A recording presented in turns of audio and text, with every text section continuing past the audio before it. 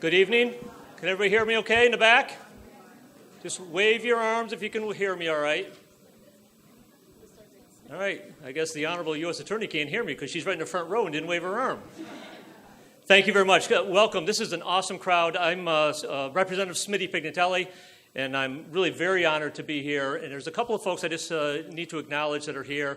My colleague from the city of Pittsfield, Representative Tricia Farley-Bouvier, is here. Thank you very much, Tricia. And the mayor of Pittsfield, Dan Bianchi, is here as well. This is the mayor's second visit to Lenox in the last 2 days. I'm beginning to wonder if the district's getting bigger. Might need a new mailing address. We all do eventually. But really, this is such a great turnout and for Bridge, which is an organization that I think is so unique and so special to the Berkshires. I think this is the 7th year, but it's the 5th year of the awards. Just very briefly, I love Gwendolyn Van Zandt. I think she does a fantastic job. She does deserve a round of applause.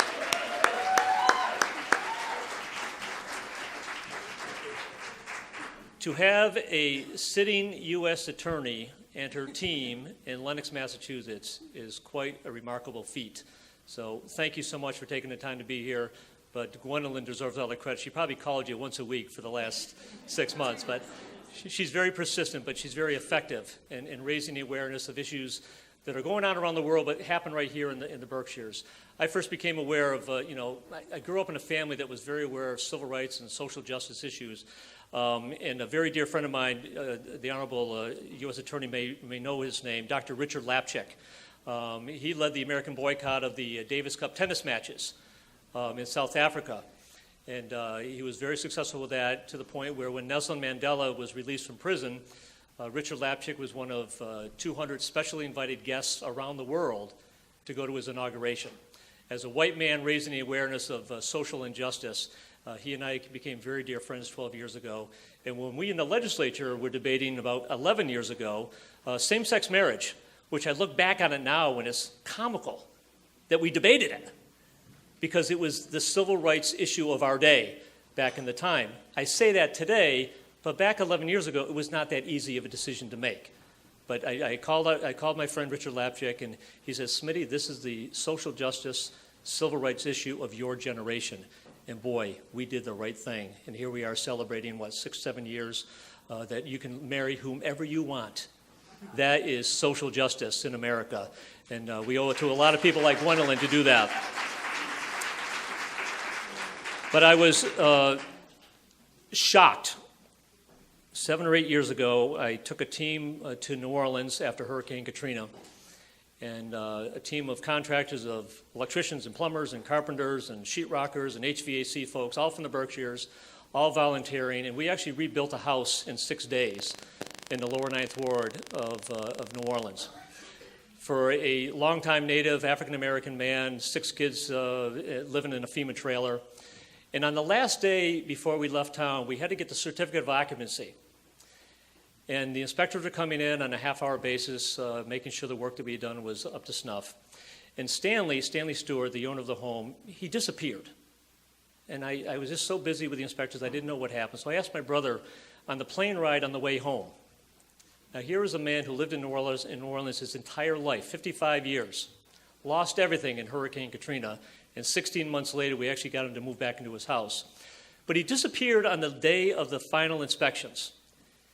And I asked my brother on the plane ride home, where the heck did Stanley go the other day? He says he was afraid to have his government, the inspectors of the city of New Orleans, know that you guys were here helping a black family. This is New Orleans, United States of America, just 7 or 8 years ago.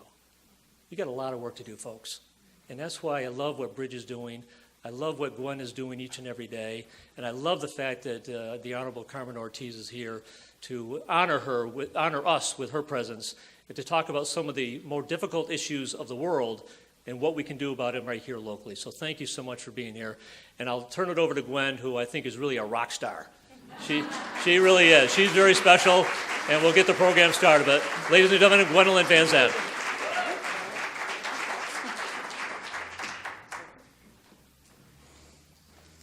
right, everybody. So welcome, everyone. Can you hear me? Yes? Good. All right, so this is, as somebody said, our 5th annual award ceremony, and I'm glad to see we have a packed house. We've chosen to honor individuals and organizations in our community that really represent cultural competence and community stewardship. And we've had a legacy of great people receiving the awards, and this year we have 3 strong women. We decided to really focus our award ceremony on women this year, and you'll hear more about that later on. But first I want to introduce Bridge. If you don't know about us, we started in September 2007. This is our mission. We promote mutual respect and understanding among diverse groups, and we do it by training and education and advocacy. And so this event is sort of the epitome of what Bridge does. There are people from all backgrounds that are here together. We're here to learn together, and we're here to share food and fellowship together and to grow together and really develop community. The main intention for me this evening, after honoring our strong women, is to share information so that everybody in this room has equal access to the same information. You know, if we read our paper, we know that there have been issues in different towns and cities, and we want to make sure that everyone knows what their civil rights are, and everyone knows how to ensure that everyone enjoys their civil rights. And so that's what the intention is tonight, is to make sure that we all leave here with the same amount of information. I want to tell you what cultural competence is really briefly. I mean, everyone knows that my preference is to spend 8 hours of a day in a room with 12 people talking about cultural competence. So in 2 minutes, I'm going to say that cultural competence can be broken down into 5 areas. And the first area is sharing information, which is what I just explained, sharing a baseline of the same information. And then the second part is ability to conduct a self-assessment. So everyone, whether you're an individual or an organization, being able to reflect what information you have, how you address difference, how you appreciate difference, how you serve everyone. That's really important. And it's actually the most interesting part of the training, I think, because it's when the lens gets turned on every individual in the room. They might think they're there in their role as at work, but I always say, who do you bring to work every day? You bring yourself to work. You bring your history. You bring your experience. And so it's really important that people can do that self-assessment. And then it's really key that organizations can look at their practices, look who's employed by them, look who's around the table, look who has a voice and who doesn't. So those are the things that we do in that second area. And then the third area is valuing diversity. And that's where I say that's where the rubber meets the road. And everyone knows the person that says, I have a Jewish friend, I've got a black friend, you know, I love gays, they're the most fun at the party. Like everybody says all those things. Sorry. Sorry. I went off script already. Sorry. That's really appreciating diversity to an extent, but valuing diversity means how do you do those things? How do you show that you value someone's voice? How do you show that you value someone's presence? And really be able to demonstrate that. And so that area of valuing diversity is where things get a little tough, and people have to really demonstrate it. It's not just a feeling, it's what you do. And then the fourth part is managing the dynamics of difference, and that's, again, getting a little deeper, how you work with people of different backgrounds. We all are diverse in this room, whether it's age, ethnicity, gender identity, the list goes on. So it's really how all of those differences get managed within a workplace or an environment or in a community. And then the fifth one is, again, it escalates as you go down. So the fifth one is adapting your policy and really adapting the way you do things. And so that's a tall order. And I always say that really achieving cultural proficiency, it takes time. It takes concerted effort. And anyone at any point in time, including myself, can find yourself anywhere on the range of being culturally competent or not. And I do this work every day. But it takes constant effort and constant intention of valuing individuals, valuing diversity, and really demonstrating how you do that. So that's what cultural competence is. I really wanted to explain that because people are always asking me what it is that I do.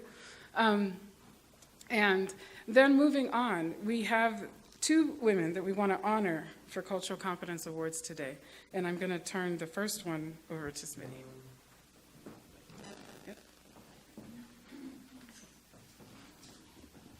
Thank you, Gwen. Excuse me. The first Cultural Competency Award is for Mary Grant, President Mary Grant from Mass College of Liberal Arts. Teresa O'Brien is here. Mary is off someplace very exotic, I'm sure. But Teresa, come on up here if you don't mind. Mary Grant, her and I became fast friends about 12 years ago because I started in the legislature I got elected in November of 2002, and Mary Grant became president of MCLA in, I think, May or June of 2002. So we quickly became fast friends because we started our careers at the same time. And I remember the first week after the election, Mary Grant calls me up and she says, "Hello, Representative," and I think it was the first person that actually called me Representative. And she said, "Congratulations, you're my state rep." I said, "Wow." I said, "The president of MCLA in North Adams lives in my district?" She says, No. MCLA is no longer just a little school up in North County. This will be a college for the Berkshires. You're my state rep."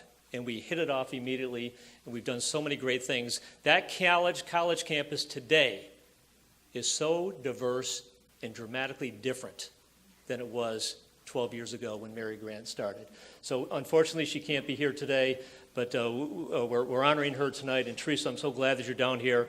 I'm giving you a citation from the House of Representatives from my colleague Gail Caridi, who unfortunately could not be here. Put this in the back window of your car on the way home. You can drive as fast as you want up Route 8. If for any reason you get pulled over, tell her you're with Carmen Ortiz.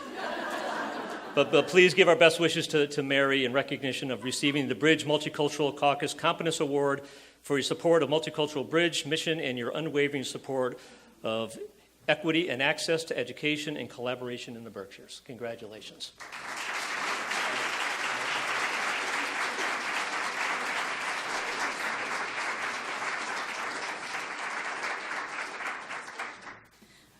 Gwen told me to speak, and you know what that means. Speak. On behalf of Mary Grant and all of the community of Massachusetts College of Liberal Arts, because if Mary Grant was here, she would tell you that it really does take a village. We all work together to ensure that we provide an affordable education, a public education. Dr. Grant and I are both graduates of Massachusetts College of Liberal Arts, so we understand the value of not only Mass College of Liberal Arts, but also public education, and more importantly, we understand the value of access. So on behalf of Mary Grant, thank you.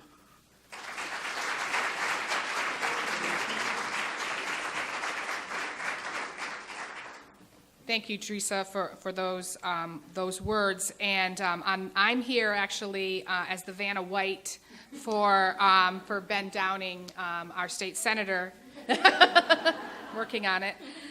Do I have to flip my hair too? And he also, on behalf of the Senate, would like to offer Mary his congratulations on not only all the things she has done for Berkshire County at MCLA, but specifically around the area of diversity and reaching out to our community, our local community, but also to diverse communities across the state. And you only have to go on campus to see the work that she has done.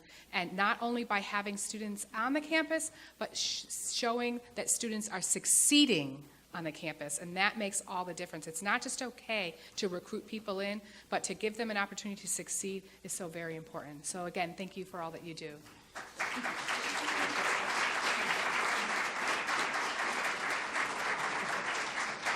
So I just want to say, this is our traditional Bridge Award that we give our awardees, and so you'll get one of these to take back to Mary. So Lori Gazzillo, our board president, has just handed that off. But thank you. Thank you.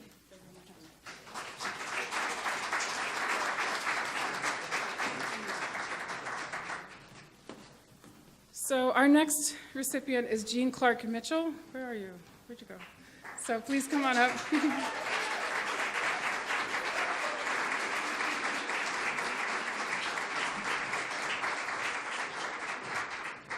So I'm really happy.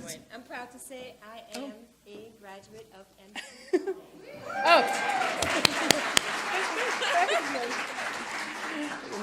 So Jean was nominated, and we really wanted to honor her work as a women's advocate. That's how you said you describe yourself.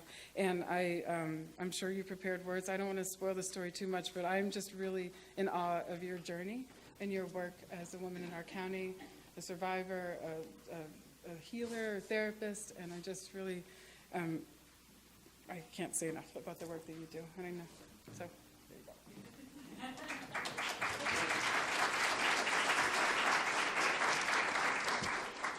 Okay, short speech, because Gwen says I have to speak. So I just, tonight, I'd like to thank Multicultural Bridge and Gwen for this honor, and also the Commission on the Status of Women as well. Tonight, I'm just going to say a little bit about myself. You have my bio, so I'm just going to speak personally about myself. I am very honored to have been selected for this award, and I'm here tonight to just kind of tell you how proud I am and how privileged I feel. I came to Berkshire County 20 years ago with two young girls fleeing a domestic violence relationship, and I have stayed here and worked in this county. I began my volunteer work with the Elizabeth Freeman Center, then the Women's Services of Berkshire County, as a hotline volunteer, and stayed there and worked my way to my present position as a clinical director. I have volunteered in many organizations in the Berkshires, and I've also worked with the children in Conti School. I've read to them. I've worked with the children in the Kristen Center, and I continue to do my work at the Elizabeth Freeman Center, not so much volunteering, but really working with people who are not so privileged and people who are underserved. So myself, diversity and multiculturalism means a lot to me. I came to this country, I'm an immigrant myself, I'm a naturalized citizen, and I, as a person of color in this county and a woman, and a single mom, and the diversity goes on. They're endless. I continue to do this work because I feel like people should have the best care, the best services, regardless of who they are. I continue to admire Bridge, Multicultural Bridge, and the work that it's done, and in addressing the importance of diversity and multiculturalism within our county.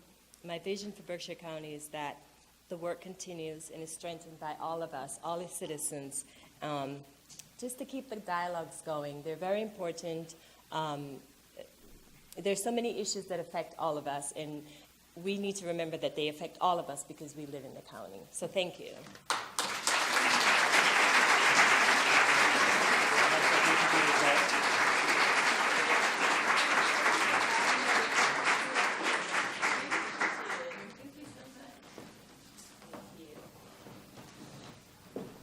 Congratulations. I have the honor of presenting this next award because it's named after two very dear friends of mine, Bob and Marianne Norris. Marianne is here. Wave, Marianne. She's another rock star in the Southern Berkshires for sure.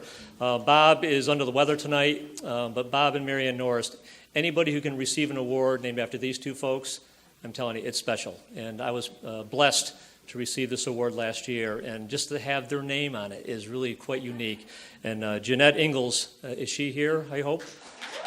She is this year's recipient. Come on up.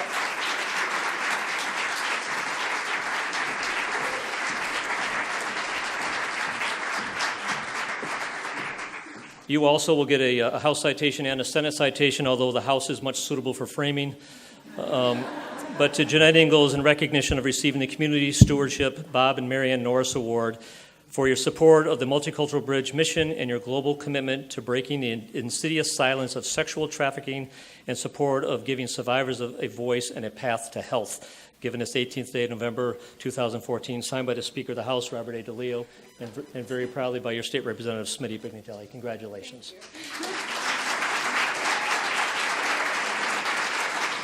Wow. Bear with me here. Thank you. I'm thrilled to be here tonight to be honored along with such a distinguished group of Berkshire women. We are very fortunate to have Berkshire County's Bridge Civil Rights Conference here in downtown Lenox. And I'd like to extend my thanks to Gwendolyn Vincent, Representative Smitty Pignatelli, the U.S. Attorney Cameron Orwitz, and all the tonight's speakers for making this event happen. And I also want to say thank you to my crew, the Shout Out Loud crew, and for calling attention to civil rights issues that are so vital to our freedom and ability to live purposeful lives. Tonight's conference is especially meaningful to me as, excuse me. I am devoted my life to major civil rights issues that affects people all over the world. As the founder and president of the nonprofit organization Shout Out Loud, I'm working to raise visibility through media about the worldwide problem of human trafficking, as well as working towards solutions. I connect on a regular basis with other survivors and collaborate with other organizations, as well as various people in the law enforcement system. By definition, human trafficking is the illegal movement of people, typically for the purposes of forced labor and commercial sexual exploitation. It is a violation of human rights that affects more than 27 million people worldwide. Excuse me. 70% of which are women and girls. Wow, I had no idea how. Excuse me. It has been 70% of which are women and girls. It has been a steady $32 billion industry, and $9.8 billion of that profit comes from the United States alone. It's a staggering 100,000 U.S. children are exploited every year. Human trafficking affects people all genders, and the majority of victims being women and girls. It's a modern-day form of slavery, and it can happen anywhere. Here in Massachusetts, there are over 900 sex trafficking-related charges last year. This included 642 women who were arrested.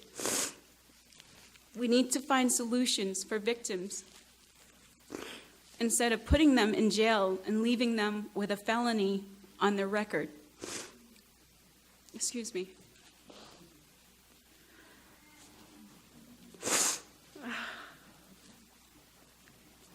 I have just returned from a conference in Washington, D.C., and we will be serving as an advocate for these women, implementing a protocol that will help them rather than punish them.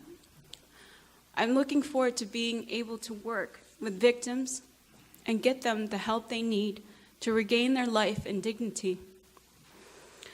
We also have a problem in our Child Protective Services system. It has become a circuit of child sex trafficking and exploitation. Children are identified and rescued, but then they are put back into the homes and situations that are quite similar to those they suffered before. Victims of sex trafficking suffer lifelong psychological and health issues. My own personal experience has left me with many challenges, including post-traumatic stress disorder. I know that PTSD is a lifetime sentence for any victim. As I struggle with it daily, PTSD comes with nightmares, flashbacks, and extreme anxiety, along with a weight of memory. And just knowing that there are kids who have suffered what I have suffered. There are kids who will later struggle with the burden I now carry on my back, fuels my need to help.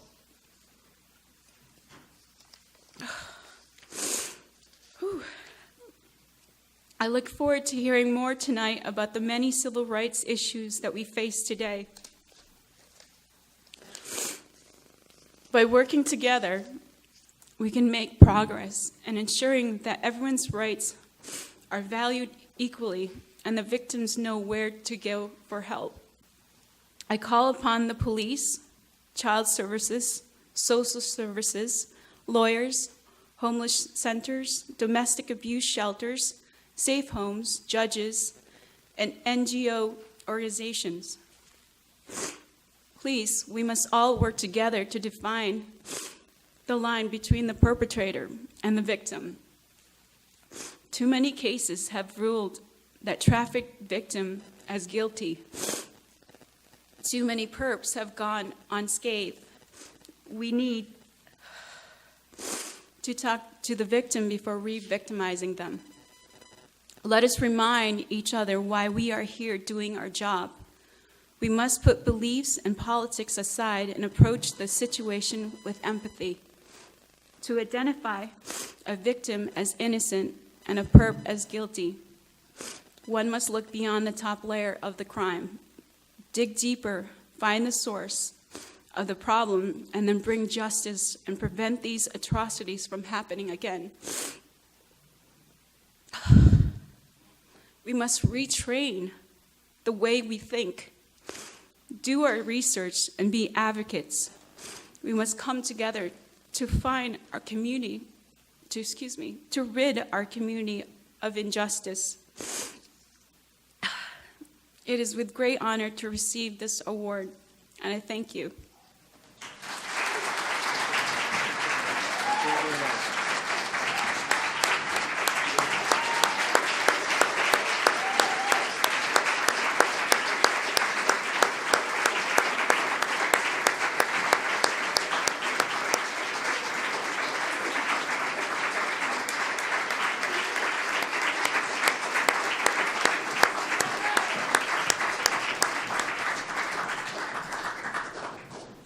That says it all right there.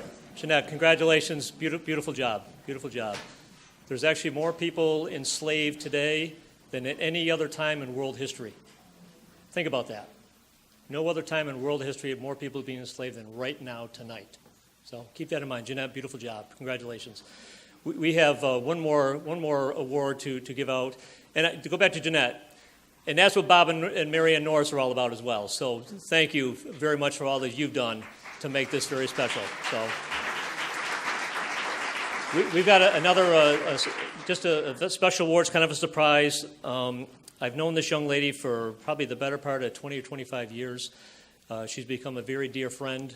We always joked years ago because I was a Democrat, she was Republican, but we always hit it off because our passions to help people are what made it all very special. And this friendship has grown, and I'm honored to recognize Lori Gazzillo, who has been leading this Berkshire Bridge for several years now.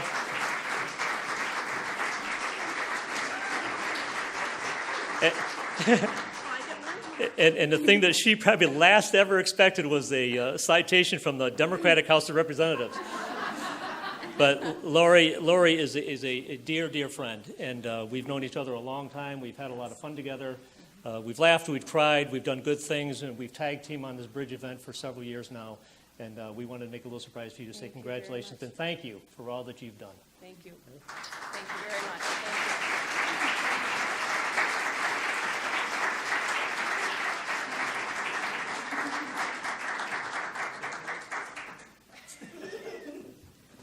Thank you very much, Smitty, Gwendolyn, Eden Renee. This is a surprise. I actually was trying to help coordinate some of this and didn't know that this was happening. So I just wanted to say thank you very much. I've been president of the Bridge Board for the last 5 years and part of the organization for a few years longer than that, and it's been really a great honor to serve this great organization that's grown from a really grassroots, small organization to a really well-organized, large, kind of bringing attention to these issues over the years, and we've definitely done that. So really appreciate this, and thank you very much.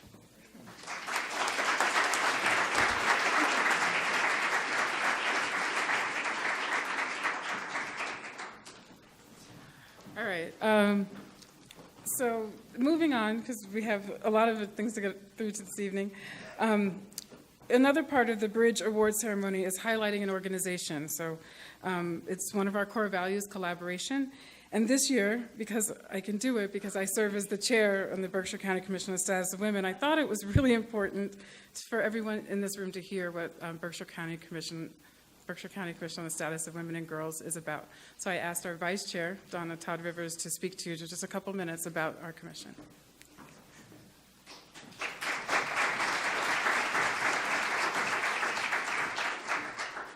Good evening, everyone. I guess I will state a script because this is an incredibly important community conversation we're having tonight, and I have all kinds of thoughts kind of swirling through my head. I had the great honor of having an hour of time with Jeanette Ingalls over a radio interview I did with her, and she and I cried through the entire interview, but it was probably the most powerful thing I've ever done in my professional career. So she's taught me a great deal. But I want to thank Gwen and the board and the volunteers here at Multicultural Bridge for this opportunity tonight for all of us to come together. It really is important. U.S. Attorney Ortiz, her staff, and all the notable folks who will be a part of our panel tonight, thank you so much for taking time out of your evening to have this conversation.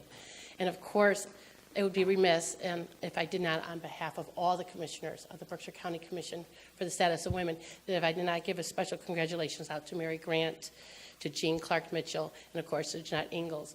They are definitely our stewards in our community.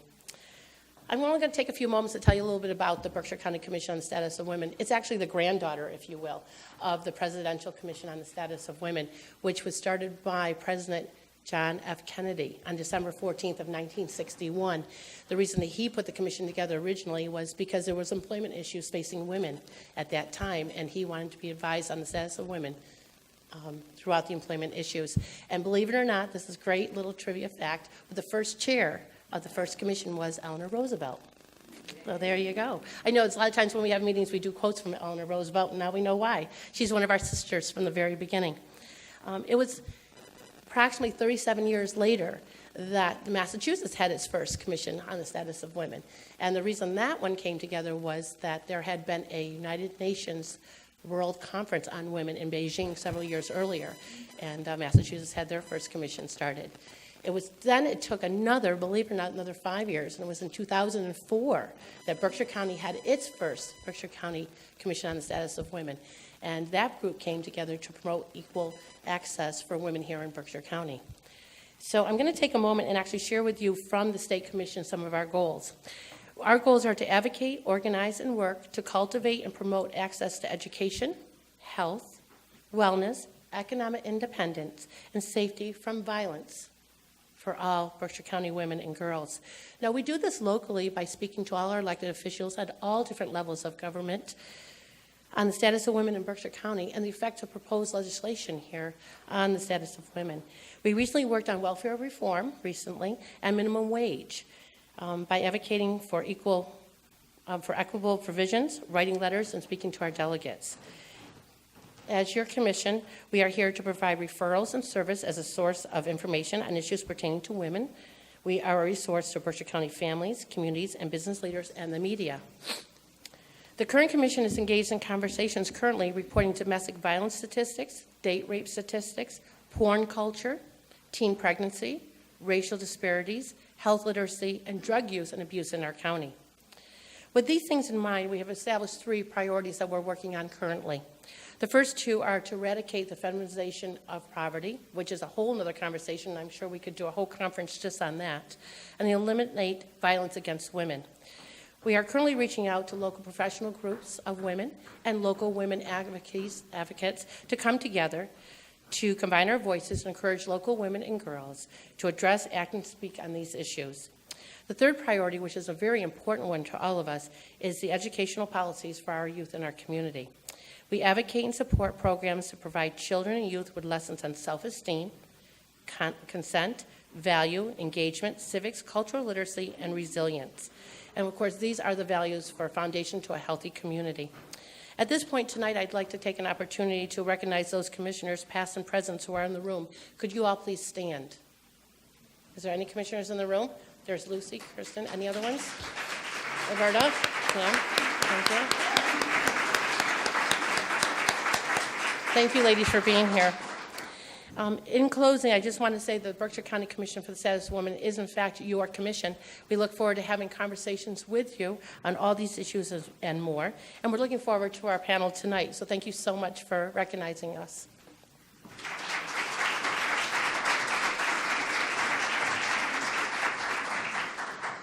I wanted to recognize Tahira. She's here from the Mass Commission on the Status of Women. Tahira.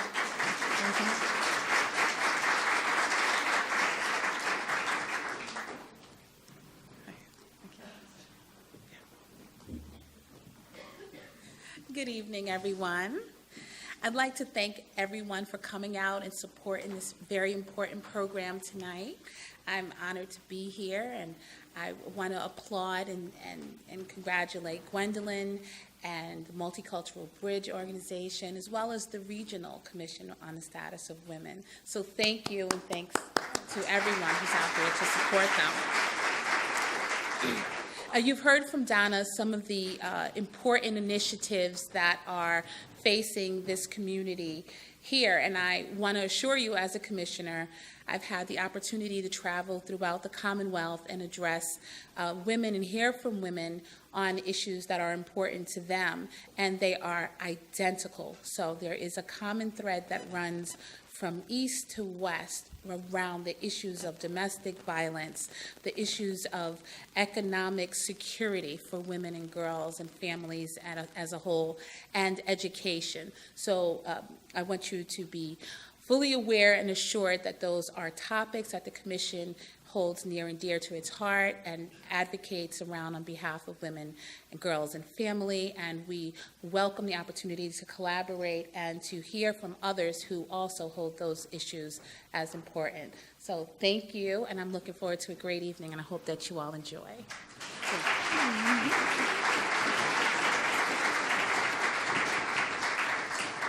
So that concludes our awards reception. I thank everyone that came to speak, and I congratulate all of our awardees.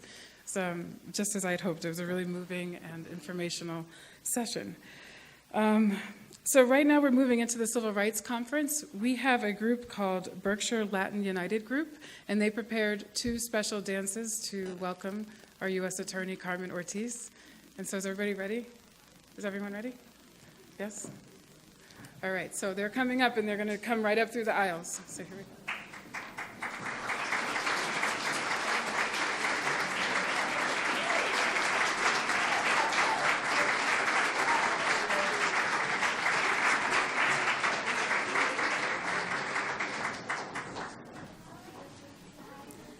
Good evening, everyone.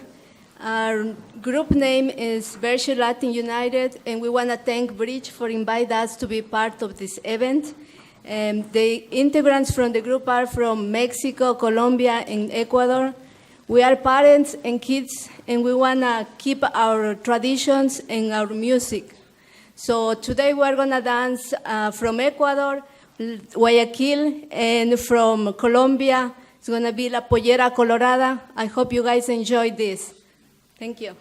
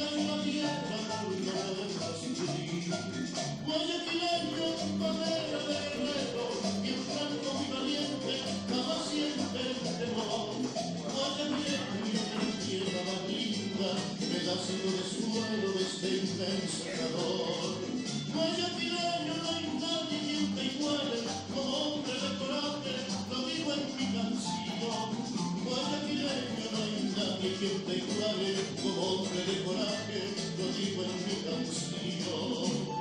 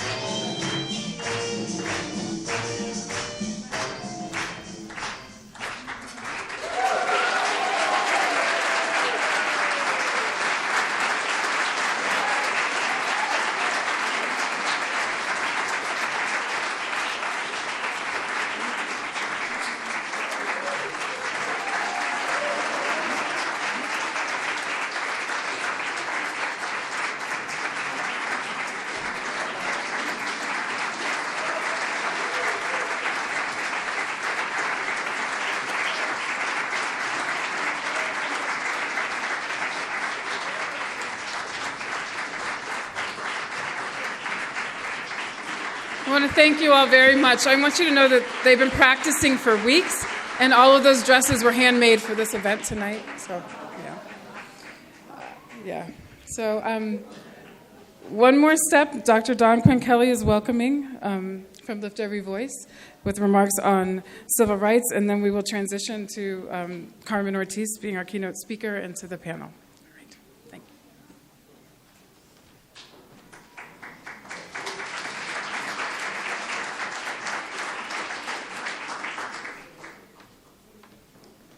Hello, everyone.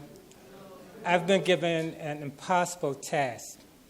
I've been asked to historically say what is the significance of civil rights today. Before lawyers? So I'll duck and dodge that bullet.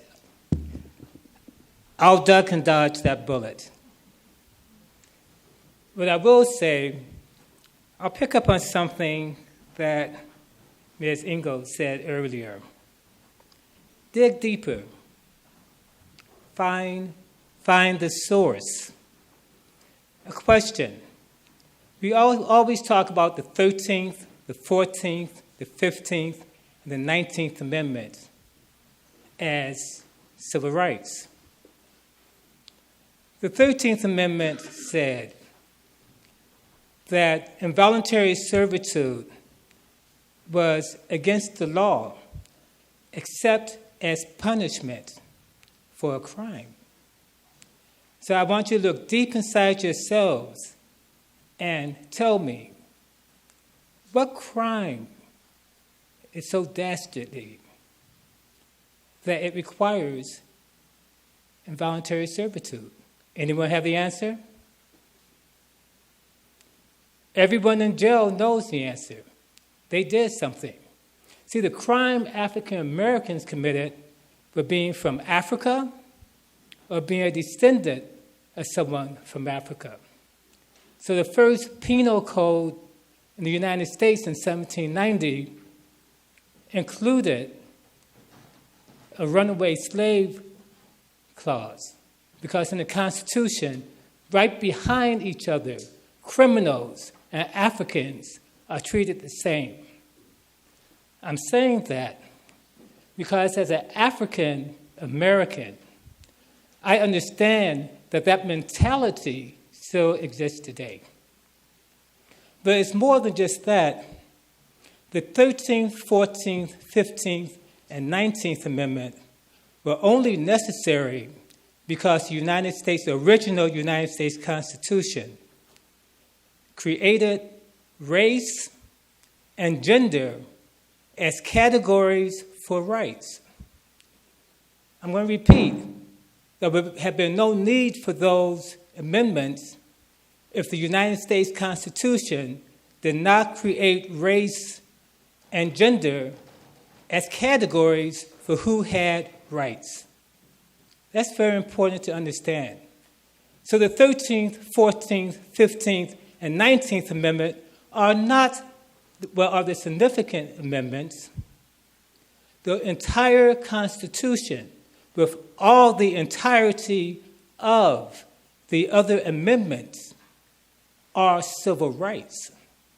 We have got to stop talking about the 13th, 14th, 15th, and 19th Amendment as our rights, as if all the other rights are not ours.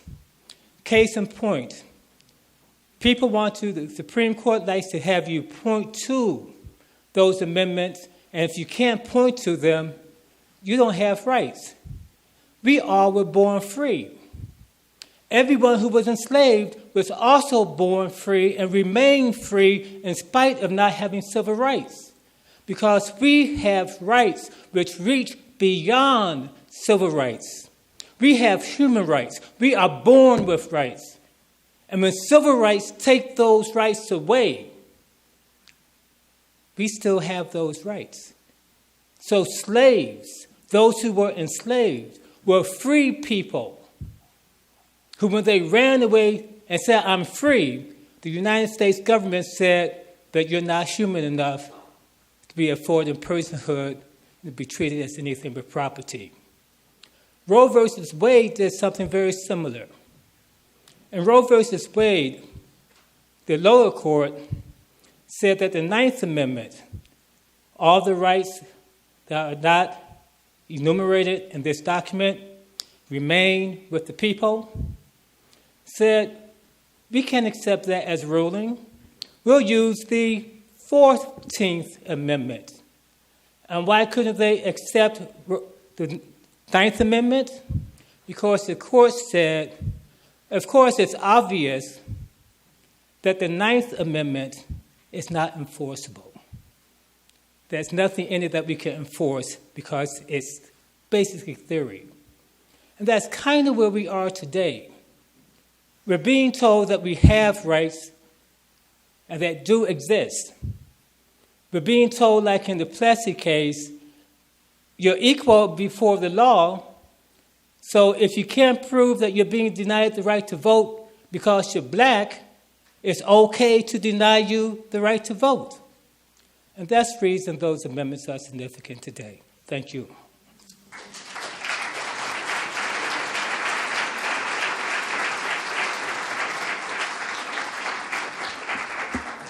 All right.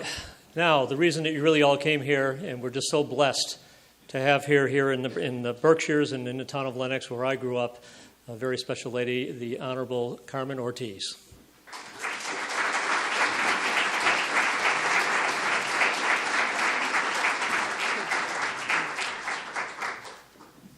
Good evening, everyone.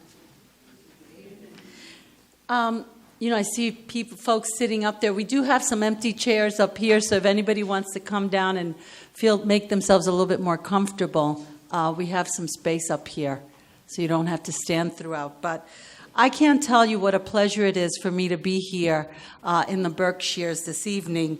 And I want to thank Gwendolyn Vincent, the founding director of Multicultural Bridge, for organizing this conference and for bringing all of us together and really sort of not only informing us more, but making us socially even more aware tonight, I think, by the conversations and the dialogues that we're going to be engaging in. And it's no easy task, but she is very dedicated to community and to, civil rights. And so herein is the result this evening.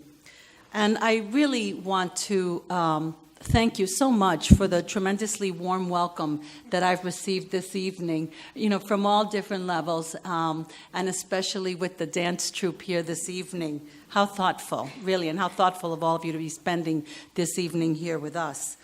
As I travel around the state, I find that many people aren't clear about what the U.S. Attorney's Office does. So I want to tell you a little bit about my role, and then I was asked to tell you a little bit about my path to where I am today. I feel very blessed to be here with you, with the incredible women that you are honoring this evening, and who just received the awards. I feel, very humbled to be among you, Jeanette. So let me tell you a little bit.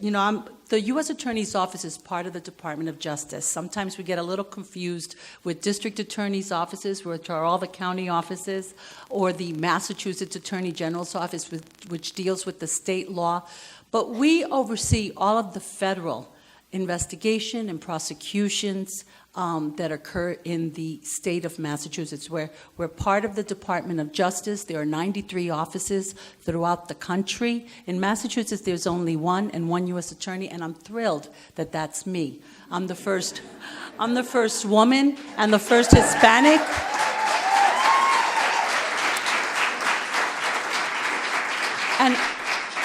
And I take tremendous pride in that. It's an amazing office, and I'm here this evening with two of my colleagues whom you'll be hearing from in a short while, Assistant U.S. Attorneys Deepika Shukla and Kevin O'Regan from our Springfield office. And so I'm delighted that they're here to tell you about the work that we've been doing in the civil rights arena. But we have our main office in Boston. We have another office in Worcester. And not only do we oversee the enforcement of federal criminal laws, but we also defend the government when it's a party in a civil lawsuit. And we also bring suit. We ensure that civil rights are protected. So we have a criminal division and a civil division in our office. We have several priorities. It is our job, in essence, when people say, what do you do as the U.S. Attorney? I say in its simplest explanation is I do everything. I make every effort, along with my law enforcement partners, to make sure that the people of this great state are safe. Safe from terrorism, safe from public corruption, from financial fraud, from healthcare fraud, as well as from violent crime. And of course, we enforce the civil rights laws that exist, both criminally and civilly. But how did I get to where I am today? I've been U.S. Attorney for 5 years now. I went through a very competitive process through which the late Senator Edward Kennedy recommended me to President Obama. And then after another process of due diligence at that level, I was very fortunate that the president then nominated me to the Senate, and the Senate confirmed me in November of 2009. But prior to becoming the U.S. Attorney, I had been in the office, similar to Kevin and Deepika, as an assistant U.S. Attorney for 12 years. I've been a lawyer for over 30 years, so how did I get to this incredible place? I'll tell you a little bit about my upbringing. It's been a little bit of a journey. I grew up in New York City, in an area that was known as Spanish Harlem, in a housing project. I am the oldest of 5 children, born of Puerto Rican parents. My parents are from Puerto Rico. And when I was born, when they had me, they had very limited education, and they didn't speak much English. In fact, at that time, they spoke no English. And my mother still acts like she doesn't speak English, but she knows it better than I do. But even though my parents didn't have much education and they didn't, weren't able to help me in school or anything, they really instilled tremendous values in me, and values that I am sure many of you, your parents instilled in you, and you have instilled in your children, about working hard and about doing good in school, using education, really taking that process to fulfill your dreams, to do whatever you want to do. And I saw the fact that I was a Hispanic woman of humble beginnings, not as a hurdle, but rather as an opportunity, an opportunity to excel, to break down barriers, and to hopefully make a difference. And I hope that's what my life has represented. I knew early on that I wanted to be a lawyer from watching TV. I loved Perry Mason. And I see a lot of oldies in the crowd, so I know everybody knows what I'm talking about. For the youngins, I kind of compare it to Law and Order. At first it was the drama of the courtroom and solving these cases that attracted me. But as I got older and matured, and I learned more about what the law could do, what it was all about, I really saw the career in the law as an opportunity and a way to help people. And so I knew that I would have to go to law school. And, I worked really, really hard. I was very fortunate. I worked hard. I did well in school.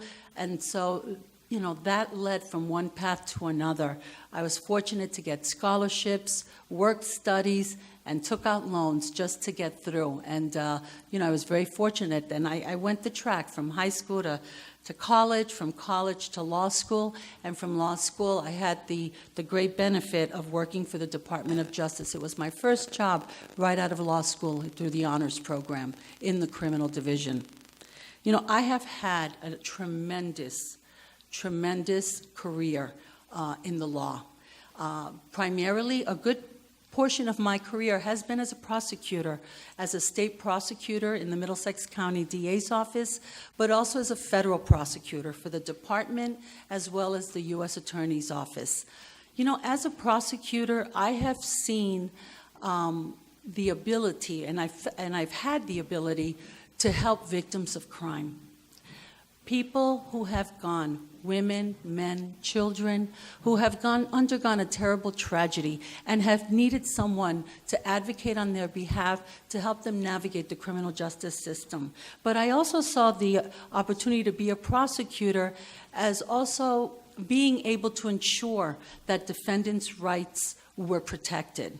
You know, that the law enforcement hadn't abused its power to make sure and hadn't violated civil rights as well. So I have been blessed with that opportunity, and I think that being a prosecutor has given me one perspective, because it's helped me to keep people safe, to help victims of crime, and to make sure that defendants' rights have been protected as they go through the criminal justice system. But I've also had the benefit of being a criminal defense lawyer, and that was an incredibly rewarding experience, because as a criminal defense attorney, the way that I saw it is, you know, people make mistakes. They don't always they don't always make the right decisions. They don't pick the right thing to do. And so they need someone to help them get out of a horrible mess. But also as a defense attorney, I had the opportunity to defend a number of people who had been charged, who had been wrongfully charged. And in particular, I think of this young couple from El Salvador many years ago who were living in Taunton, who had the police come to their home because they had their family there and they were having a party. And instead of telling them that things needed to quiet down and to please have everyone inside your home, basically kicked everyone out of the house. Told them the party had to come to an end and that everyone had to go home, and started to push people out of the door. Of course, tempers were raised, and at the end of the evening, the husband and wife ended up in jail, with the husband being incredibly beaten up and charged with assault and battery by means of a dangerous weapon, assaulting the police. I took that case to trial, and in 10 minutes, less than 10 minutes, the jury decided that the couple was not guilty and fully acquitted them. There wasn't a scratch on any of the officers.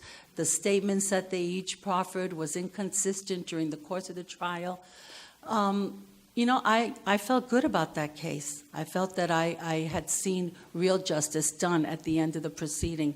And so my advocacy on their behalf taught me how to pursue the law from a different perspective. And so I have to say that I've been very fortunate, having done the prosecutorial work, the criminal defense work. I've also done civil litigation, as well as worked in an international criminal justice program at Harvard Law School many years ago for about 3 years, where it helped to try to implement criminal justice reforms and try to make a system that was purely written, where a judge made a decision of guilt or innocence from a folder, from written reports, to making it more of an oral presentation, where lawyers would have an opportunity to address the court, where witnesses would have an opportunity to testify, defendants would be able to address the court, and lawyers make concluding statements. So all of those experiences, I believe, really have helped me to do the job that I do today in a much better way. I feel that all of this experience, the different perspectives, helped me to be the U.S. Attorney in Massachusetts. And so, as I always say, I've never had a job that I've worked so hard at and that I've loved so much. The variety of the work of my office is tremendous. From the national security, combating terrorism, to public corruption cases that we do, as well as in the financial fraud, healthcare arena, and in the civil rights. My colleagues and I take very seriously our role and responsibility to keep the Commonwealth safe. And I believe that it's our duty to prevent crime, not only just through the law enforcement piece, where we work with local police departments, where we work with the federal agencies like the FBI and the ATF and DEA, but also where we have the opportunity to reach out to community. And this is really one of my favorite parts of the job, is engaging with the community and telling you that And tonight we're going to be talking about civil rights, but really talking about being aware, being informed, knowing that we are here as government and law enforcement. We are accessible to you, but also we are reaching out to you to help us to keep you safe. Because really, public safety is not just the government's job, but it is our job. It's all of our jobs to keep ourselves safe. When I became the U.S. Attorney, one of the areas that I did want to prioritize was our civil rights enforcement.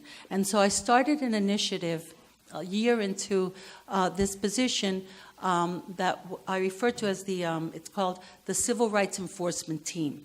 And so it was a group of lawyers from my office from both criminal and civil divisions, as well as support staff and victim witness advocates and outreach coordinators to help us reinvigorate our civil rights enforcement, to go out to communities and talk about what your civil rights are and that we want to do, certain kinds of cases that deal with hate crime, that deal with human trafficking, sex trafficking, that deal with excessive force or abuse of power. And in that respect, I set it up, and we've done a number of civil rights conferences. We've engaged with communities in different parts of the state. And one of the things that I will say to you is that when I set up the Civil Rights Enforcement Team, I knew we wouldn't have a tsunami of civil rights cases. I knew that because, we live in Massachusetts. We're not in New Orleans or other parts of the country where I have colleagues who deal with a greater number of civil rights cases. But I still think that there are in many different arenas, people's rights that are being violated, but people aren't coming forward and reporting it. So that's one of the reasons that we're here tonight as well, to tell you that your concerns, your issues, matter to us. And I hope that you don't feel intimidated or afraid to bring matters of concern to our attention. It's an honor this evening that I'm joined by not only Kevin and Deepika, but on the panel, I understand we're going to be engaging in discussion with Judge Ramsey, Ken Kogel, defense attorney, and Sam Miller. And it's our aim to have an informative discussion. I know that Kevin and Deepika have a PowerPoint presentation, and then we're going to engage in conversation. But I hope that you also can feel free to ask us questions and really talk to us about what matters to you, what concerns you, and how we can address those needs. So I don't want to talk any longer because I think there's a lot more that we have to discuss tonight. So thank you so much. I'm delighted to be here and thrilled to be among you.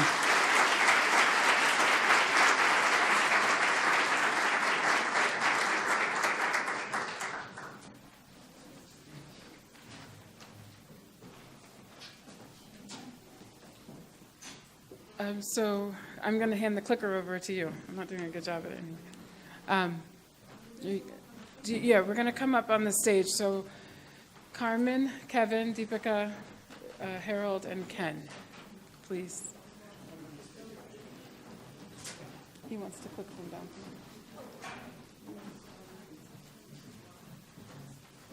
Yeah.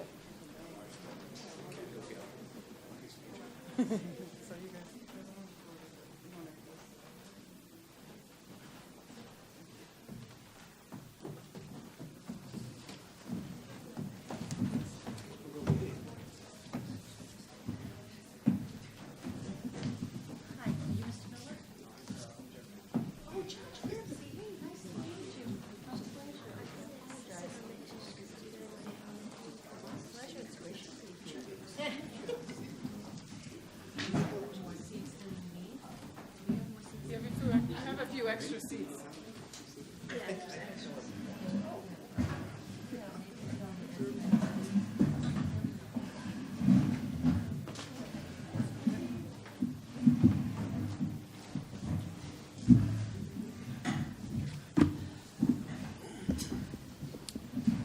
Good evening, ladies and gentlemen. My name is Kevin O'Regan. I'm an assistant U.S. attorney in U.S. Attorney Carmen Ortiz's Springfield office. I've been an assistant U.S. attorney there for about 26 years, and am, first of all, delighted to be an assistant U.S. attorney, but also delighted to be here tonight. And I really want to thank Gwendolyn for inviting us to participate.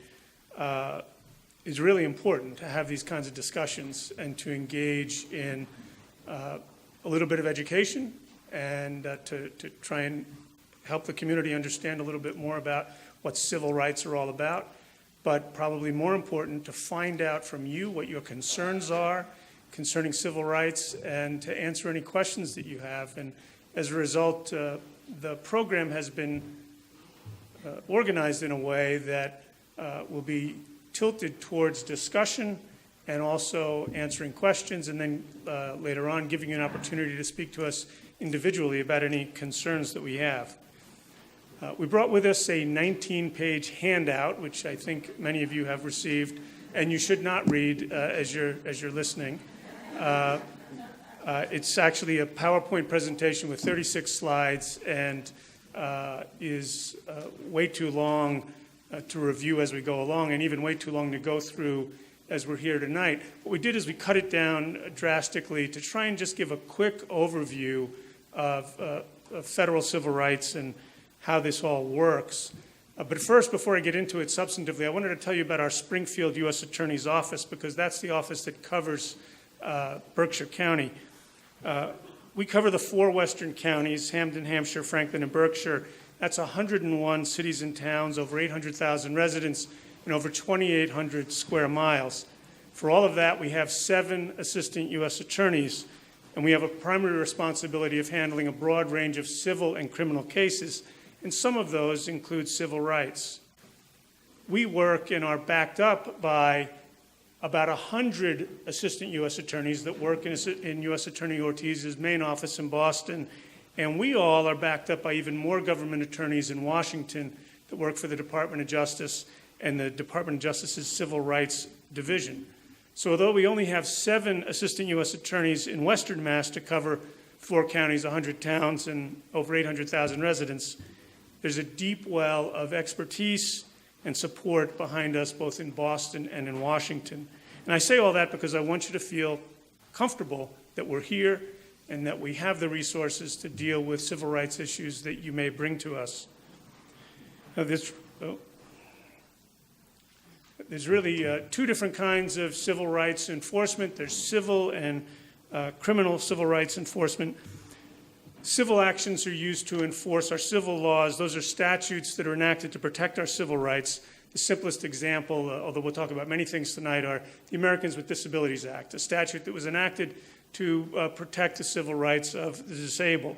There are other laws like that for education, employment, housing, voting, and other areas.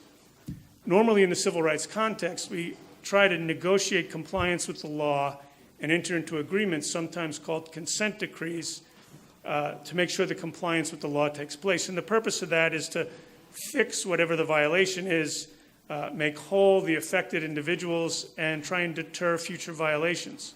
Now, if we can't negotiate compliance in the civil setting, then we go to court and we seek a court order to force compliance with the law.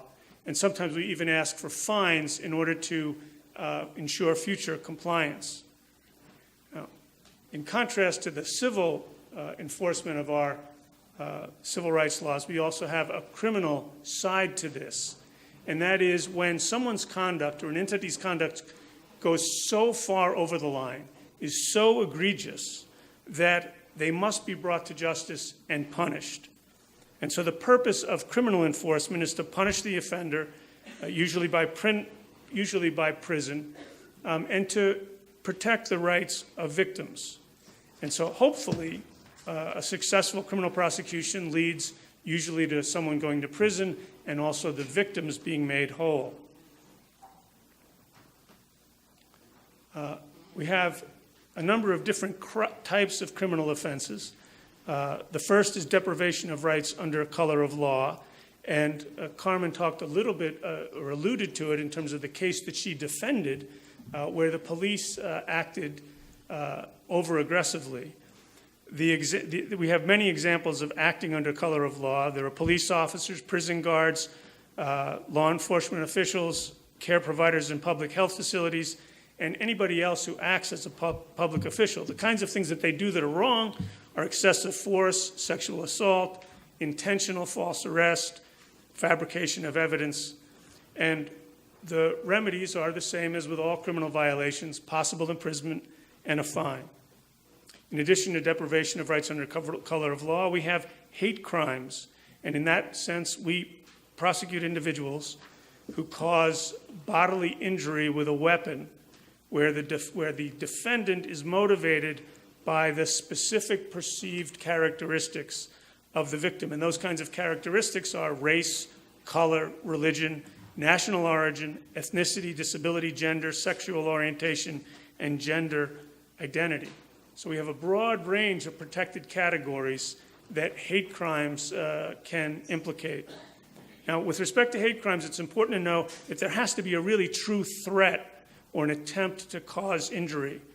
So a true threat is defined as a serious communication of an intent to commit an act of unlawful violence against a particular individual or group of individuals. And this definition of a true threat, if you think that you may be the subject of a hate crime, is very important because it does not include things like jokes or an inelegant expression of anger or political hyperbole.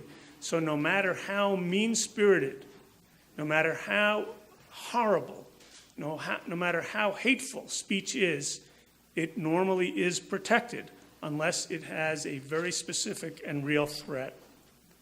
Other types of criminal violations include human trafficking, which we'll discuss a little bit later, interference with the exercise of religious beliefs and destruction of religious property.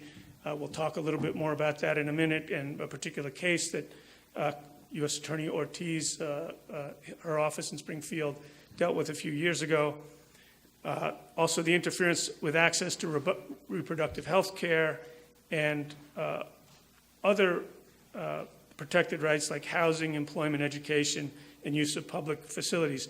In a minute, we're going to talk in more detail about civil rights in the context of education and employment, because those were areas that were particularly raised when we began to prepare for this.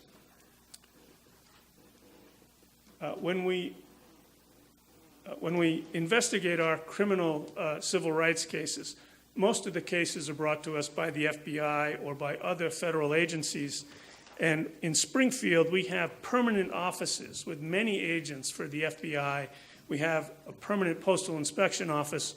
We have the DEA, the ATF, the Internal Revenue Service, the Homeland Security Office. And we also work closely with federal agents in Boston from the Department of Education, the U.S. Department of Labor, and the Department of Housing and Urban Development. So not only do we have lawyers in Springfield and lawyers in Boston and lawyers in Washington to try and enforce our civil rights, but we have law enforcement officers who are dedicated to helping in this area.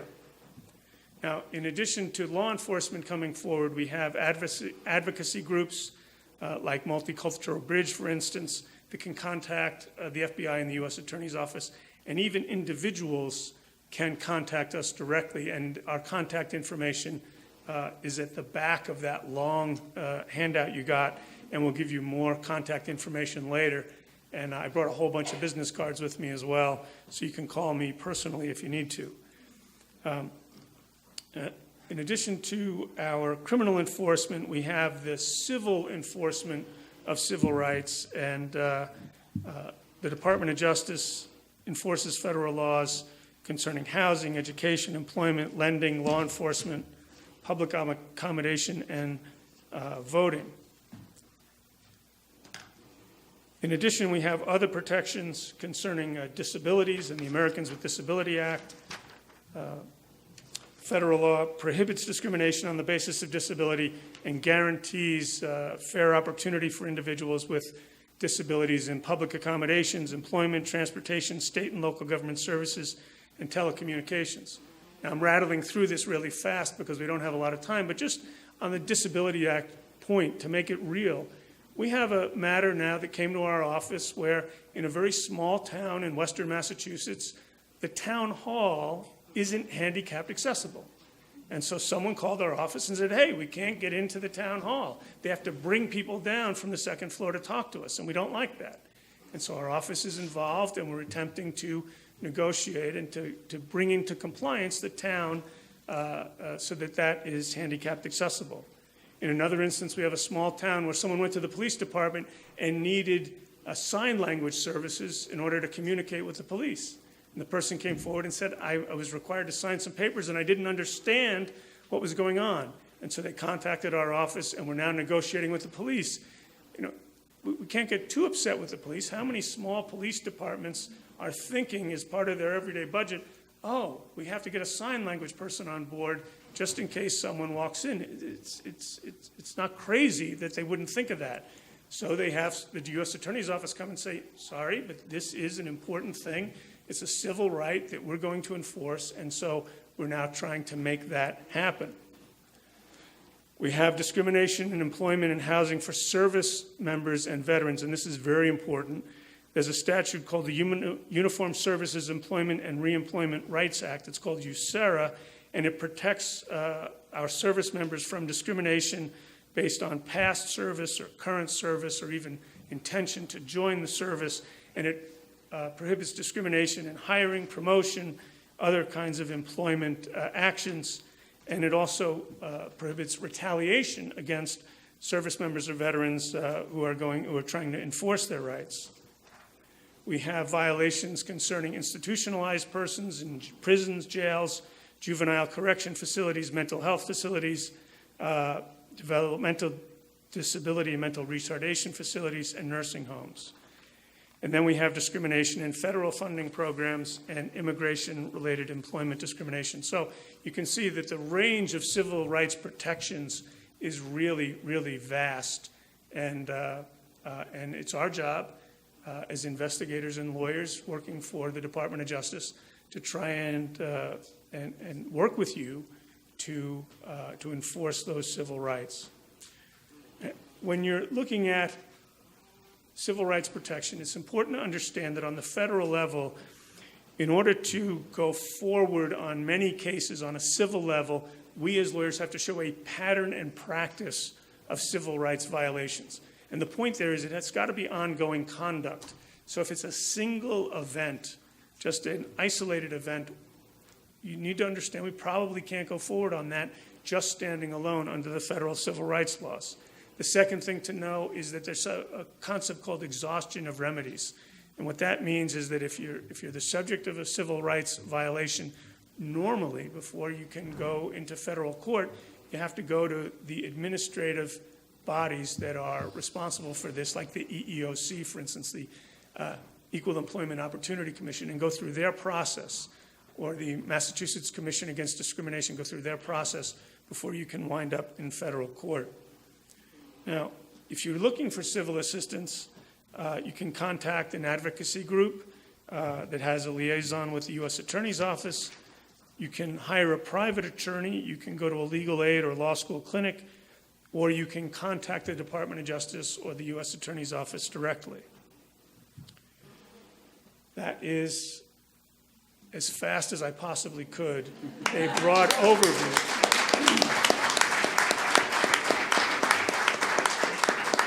Well, I appreciate the applause, but unfortunately, I'm not done talking.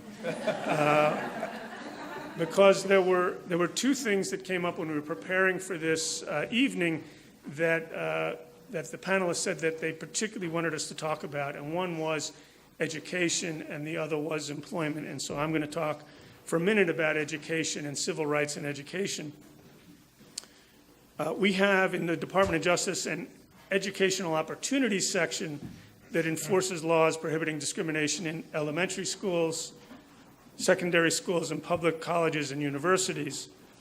And basically, these laws protect individuals from harassment and being treated differently simply because of their race or other protected status. In Massachusetts, civil rights in education frequently involves the Department of Justice in Washington working in conjunction with U.S. Attorney Ortiz's office. And we have an example of this in Springfield right now I just wanted to mention, so you get an idea of how this civil rights process works in education. We have some individuals, some students, that are suing the City of Springfield Public Schools. And they're claiming that they have some disabilities, some sort of mental handicap, and that they're being segregated and sent to a place called the Springfield Day School, which is considered, at least alleged in the lawsuit, an inferior school. So the people that are mentally handicapped, segregated, you're going to go to a inferior school. This is a private lawsuit by private individuals against the City of Springfield. The Department of Justice and the U.S. Attorney's Office together have filed what's called a statement of interest in that lawsuit. And the legal concepts are pretty complicated. But basically what we're saying, what the U.S. Attorney's Office and the Department of Justice are saying is the plaintiff's legal theory is correct. Or the way that the plaintiffs are arguing the law is correct under federal law and according to the Department of Justice's interpretation of that law. And so this is a good example of how the Department of Justice and U.S. Attorney's Office can step in and support the private enforcement of civil rights in education. The other big issue in education that I was asked to talk about is something called the school-to-prison pipeline. And this is a phenomenon in which essentially Black and Hispanic students get suspended more than white students, and as a result, through a chain of events, wind up going to prison instead of staying in school and being dealt with according to the regular school curriculum. So what happens is students of certain racial or ethnic groups, they tend to be disciplined more than their peers. For example, African American students are more than 3 times as likely as their white peers to be expelled or suspended. Although African American students represent about 15% of the students in a particular study, they make up 35% of the students who are suspended once, 44% of the students that are suspended more than once, and 36% of the students that are expelled. And over 50% of the students who were involved in school-related arrests or were referred to law enforcement are Hispanic or African American. White students, on the other hand, more often are disciplined simply in school. Suspending Black and Hispanic students puts them on the streets, away from support services provided in school. They, of course, are near bad influences like gangs, drug dealers, and other criminals. And with nothing to do, students are more likely to get in trouble, drop out of school, abuse drugs, get arrested, and then finding themselves going down the road to prison. This is a really difficult problem because the educators have a real interest in maintaining order in the schools and allowing for an educational setting that's free from the difficulty that is caused by the students that act out. On the other hand, it's a really important civil rights issue. And schools sometimes discriminate, sometimes intentionally, sometimes unknowingly, against Black or Hispanic kids or other minorities in terms of referring them to law enforcement instead of handling things inside. And so what the Department of Justice and the U.S. Attorney's Office has done is it's developed a strategy to educate educators and community groups about this problem. Now, the Civil Rights Act of 1964 prohibits discrimination in schools, and so students are protected from discrimination on the basis of race in all academic, educational, extracurricular, athletic, and other school activities and programs. So what we need to do is to teach the schools about these civil rights that all students have, to have them respect the administration of school discipline in order to improve the school climate, but also to have fair and equitable discipline policies that are an important part of creating this environment where students can thrive. To assist in this process, the Department of Justice has issued a letter called the Dear Colleague Letter, and it's meant to assist schools throughout the country in dealing with this school-to-prison phenomenon. The letter came out in January of this year, January of 2014, and the purpose is to assist the schools in meeting their obligation to protecting the civil rights of all students without discriminating based on race, color, or national origin. And so what it does essentially is explain the civil rights that the students has, identifies the issues that are raised, gives the schools suggested best practices on how to implement these kinds of programs. The letter also explains the interest of the Department of Justice and the U.S. Attorney's Office. We're worried about this. We're going to come in and investigate. This is how we're going to investigate. And if you're not following the rules and following these best practices, then we're going to step in and see if we can change this behavior. I brought just a few copies of this best practices dear colleague letter with me in case anyone has an particular interest in the school-to-prison population or the school-to-prison phenomenon. So now I'm done talking, at least on my aspect of this, and I'm going to introduce my colleague Deepika Shukla, who's going to talk first about civil rights and employment, and then about a few other issues that are on our agenda.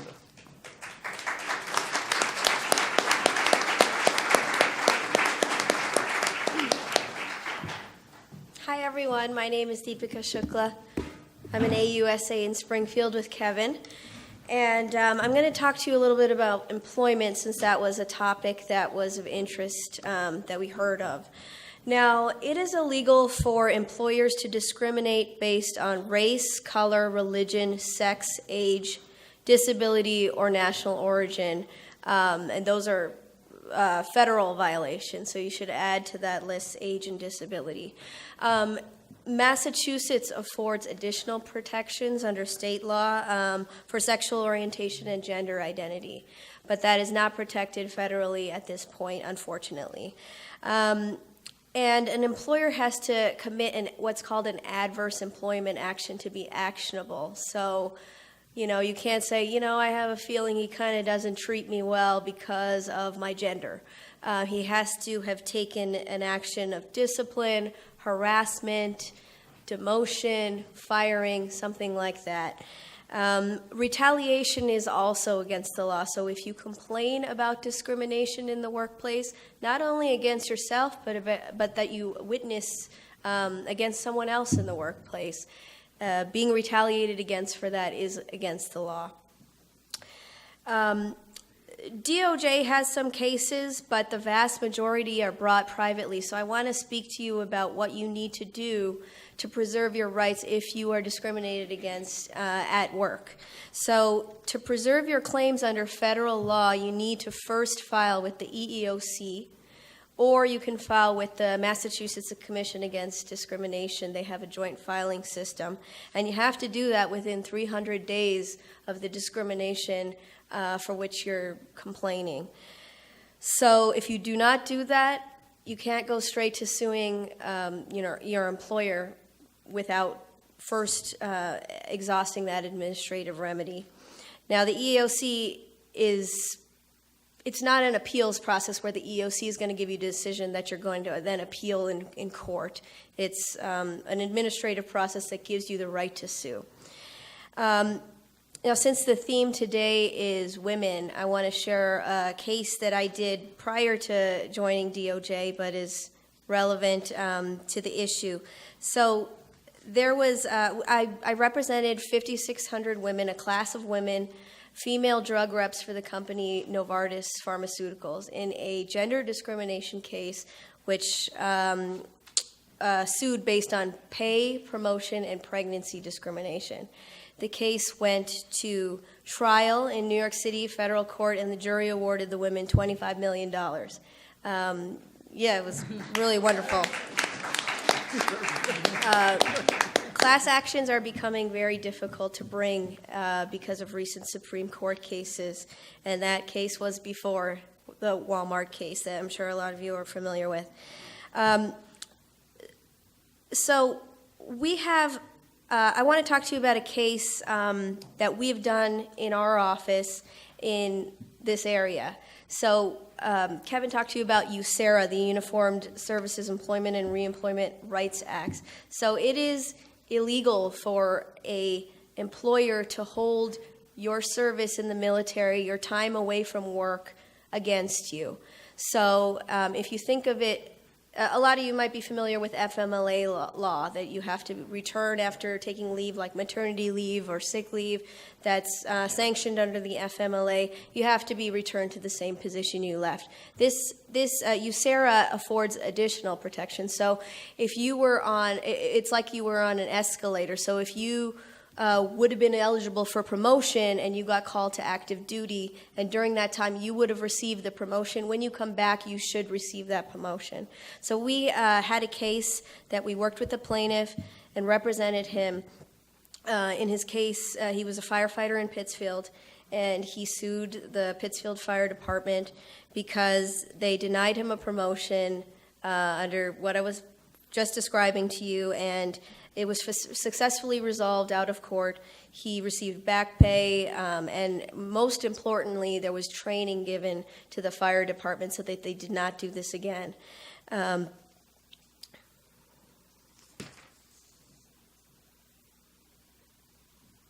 Okay, so there's also protections given to citizens and work-authorized immigrants, that they cannot be discriminated based on their citizenship or immigration status. So let me make this a little more concrete for you.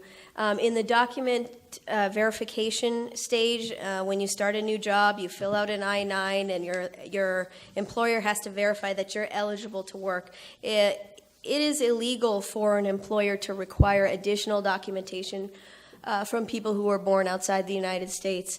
And who have shown the proper work authorization, or to require different forms than are asked for on the I-9 form. So September of this year, DOJ won a case against Generations Healthcare, which was an assisted living facility in California with 18 locations all over the state.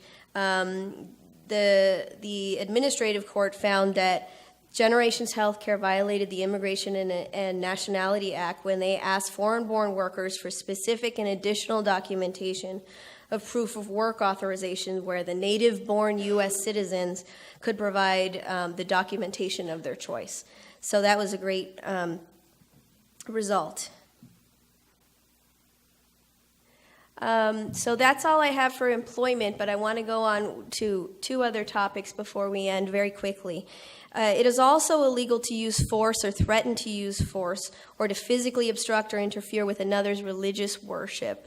This is a very important issue. This year, in September, the DOJ obtained a guilty plea from a former Klansman in Tennessee to a federal hate crime for cross burning.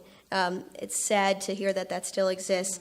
But a man in Tennessee with two other men, they built a cross, they drove it to the home of an African-American man, planted it in his driveway, and burned it in front of his home. He's facing up to 20 years in prison, and he'll be sentenced in January. There's also a very important case that is right here in Western Massachusetts that our office prosecuted, and Kevin O'Regan worked on that case, so I want to turn it over to him to talk about that. The night that President Obama was elected to be the first African-American president in the United States, a primarily African-American church in Springfield was burned to the ground.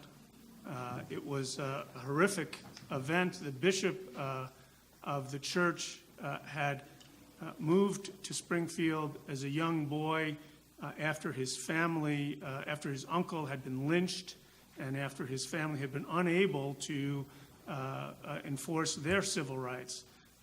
Now, as the bishop was in his 70s, his church, which was under construction, was burned to the ground at this historic moment when we were going to have our first black president. That became a civil rights issue for the U.S. Attorney's Office, and this was while U.S. Attorney Ortiz was the U.S. Attorney. A team was put together to investigate and prosecute the case. It took several years, but the 3 young men who burned down the church were discovered, they were prosecuted, and they were convicted, and they were given sentences of between 4.5 and 13.5 years in jail. We were able to demonstrate and to prove to a jury beyond a reasonable doubt that the reason that they did this was because they hated black people and because they were furious that we would have our first black president. So this was a wonderful example of how locally we're able to use our federal criminal civil rights laws to vindicate the rights of African Americans in the church in Springfield. Now, the last topic we're going to touch on is human trafficking. So it is unlawful to compel or coerce an individual, whether a minor or adult, to work, provide services, or engage in sex acts. So that includes forced labor and sex trafficking. And that crime faces up to life in prison. So I have some myths here and misconceptions about human trafficking, and we all heard Jeanette Ingalls speak very eloquently and passionately on this topic. So I want to just really emphasize the first one here. No one chooses the life. They're truly victims here. And we are very concerned with these cases in Massachusetts. So if you have any information, please bring them to our office. I'm going to tell you just briefly about what we've done so far recently in our office. In the last 2 years, we've had 6 cases involving human trafficking and prison sentences from 12.5 to 15 years for individuals charged. We had a trial with an individual who trafficked a 16-year-old girl. He used a website called Backpage, which is used a lot to traffic women, girls, boys. And he advertised sex with this young girl, posted pictures of her, and he drove her to Johns in various states, including Massachusetts. He received a 20-year prison sentence. We also have received recently some anonymous referrals about truck stops and young girls servicing truckers. So we're interested in this information. If you have any information related to that topic, please relay it to us. And I just want to emphasize that any little tip helps. So any information you have, please call us. And so there's some information in your packet about some resources and who to call. And our contact information is at the end. Thank you for listening.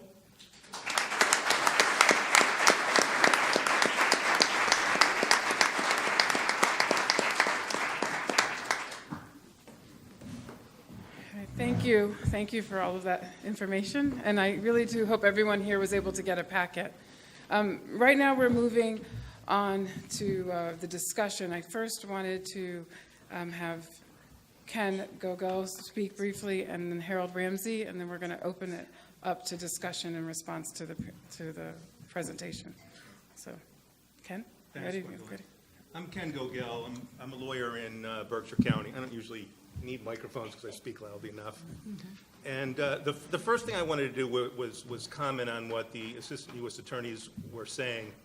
It might seem like a daunting process to try and enforce your rights, but I'm a civil trial lawyer, so I work with people. I'm not a government lawyer.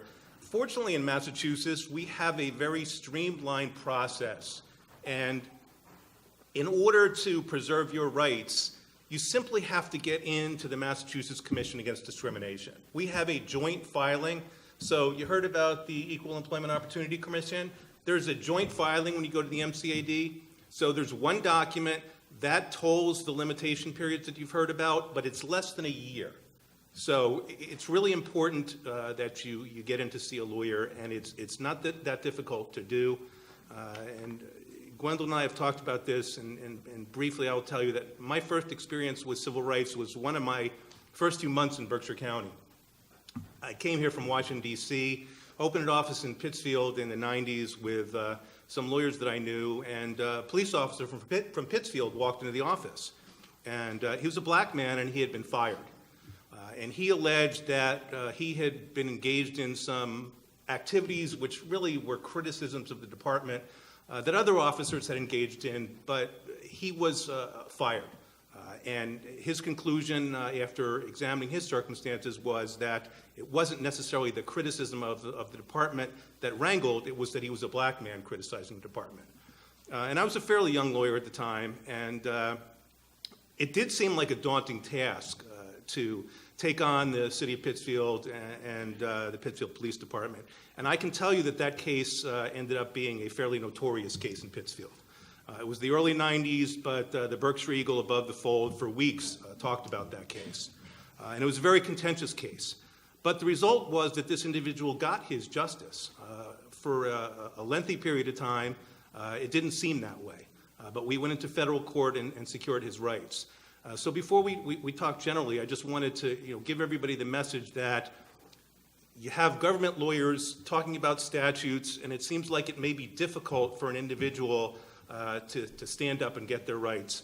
I think trial lawyers are the great equalizers, and what we do for people is we make sure that if there's a big corporation or there's a governmental unit on the other side of you, we're the equalizers. So don't fear what would be a daunting task, because it's not. You just have to get the right advice.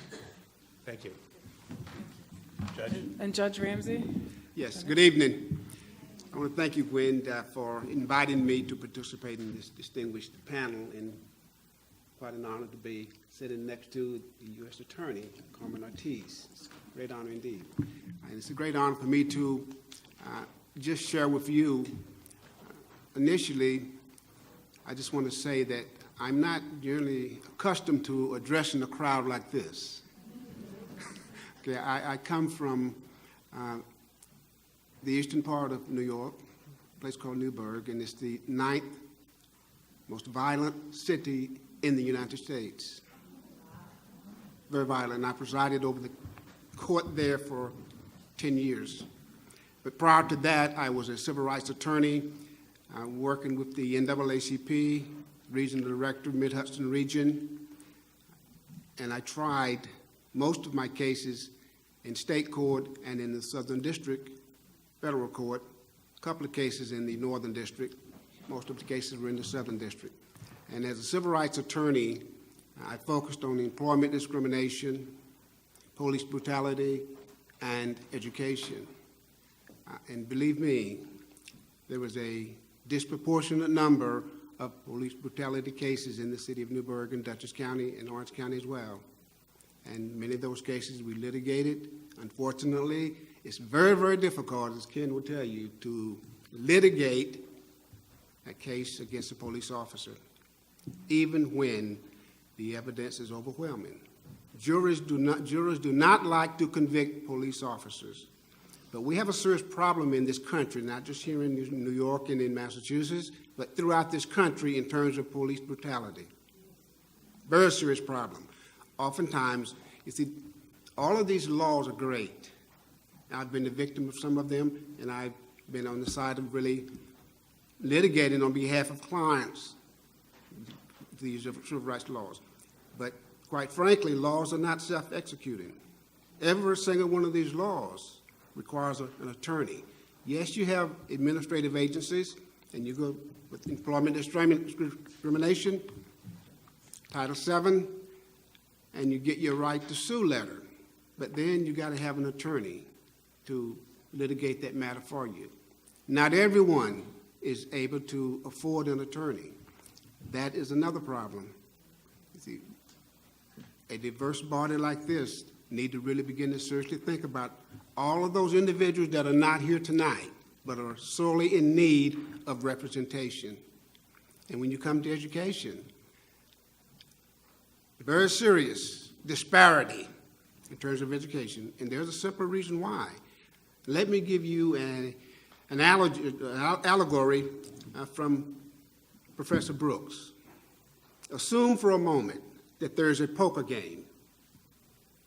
Two individuals are playing poker. One is white, one is black. They've been playing this poker game for 350 years. After 350 years, the white poker player said, you know what? I've been cheating. But from going forward, I'm not going to cheat anymore. I'm going to play fair. But in the meantime, in 350 years, he acquired all of these poker chips stacked up.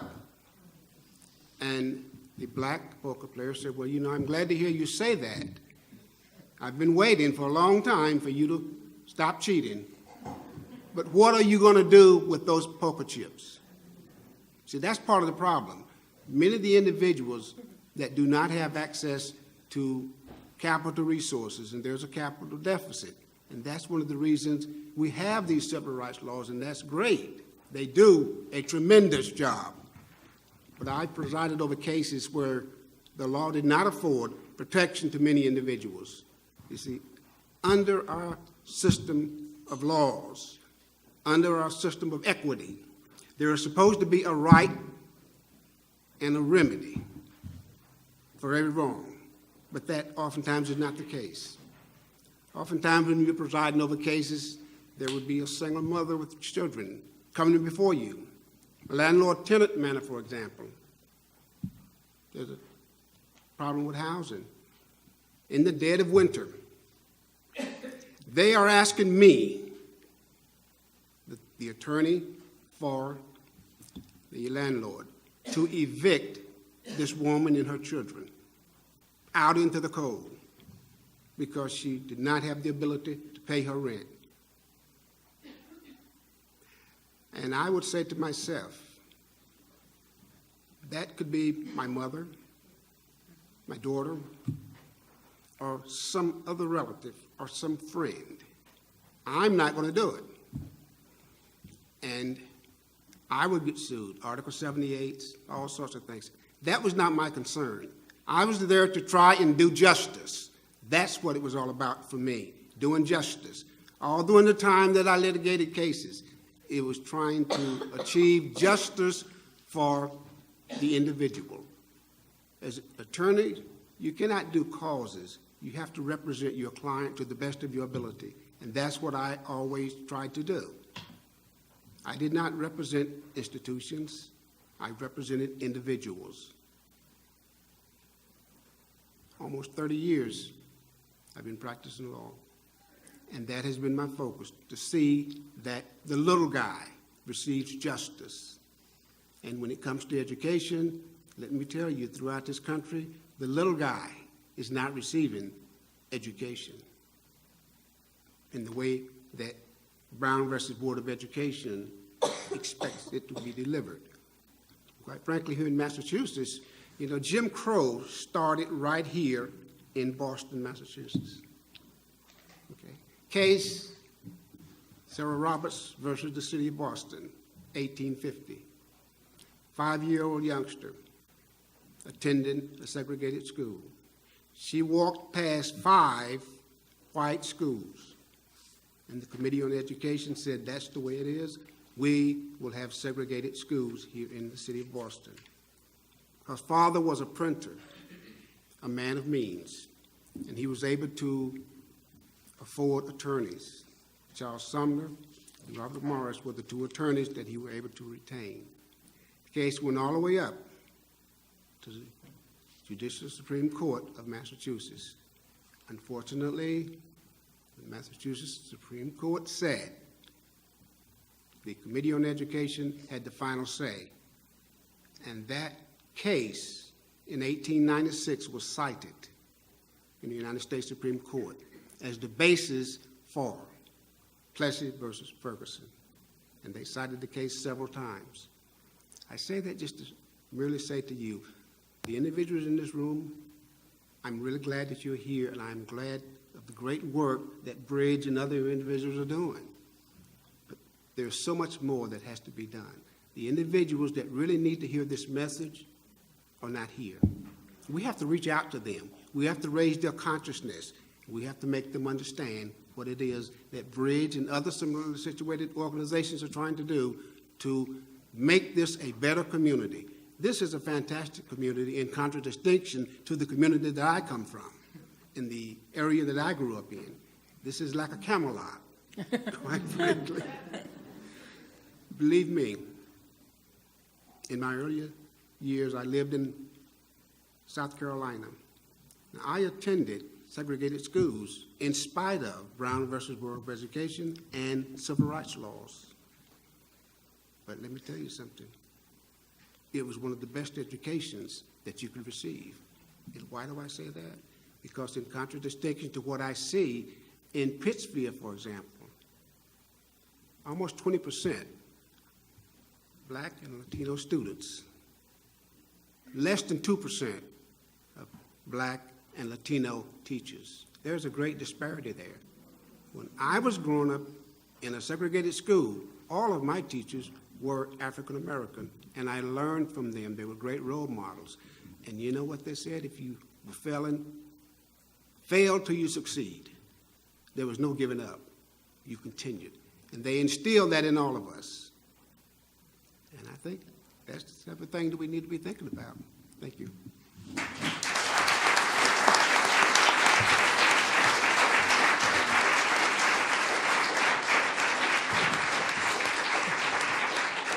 So thank you all. Does anyone want to respond to the presentation from this, or can we open it up to the floor? Open it up to the floor? So the way this next part's going to go, like I said, I'd hope that everyone have access to information and also a chance to speak with the U.S. Attorney's Office directly and to our other panelists. So we are going to have a microphone, sort of town meeting style, New England style in the middle. And people can come up to that microphone, or people were offered index cards and pencils to write a question down and pass forward that I or someone else can read for you. But we really hope you take this opportunity to come forward and speak. And I will judge by hands and people standing up how long we have for this part. So just let us know if you want to talk. There's Chris Cruz back there. You raise your hand. Right there, Eden Renee. And Donna's back in the back, too. You can get index cards and pencils if you don't want to come forward yourself. But also, please come use the mic and ask any questions that you'd like.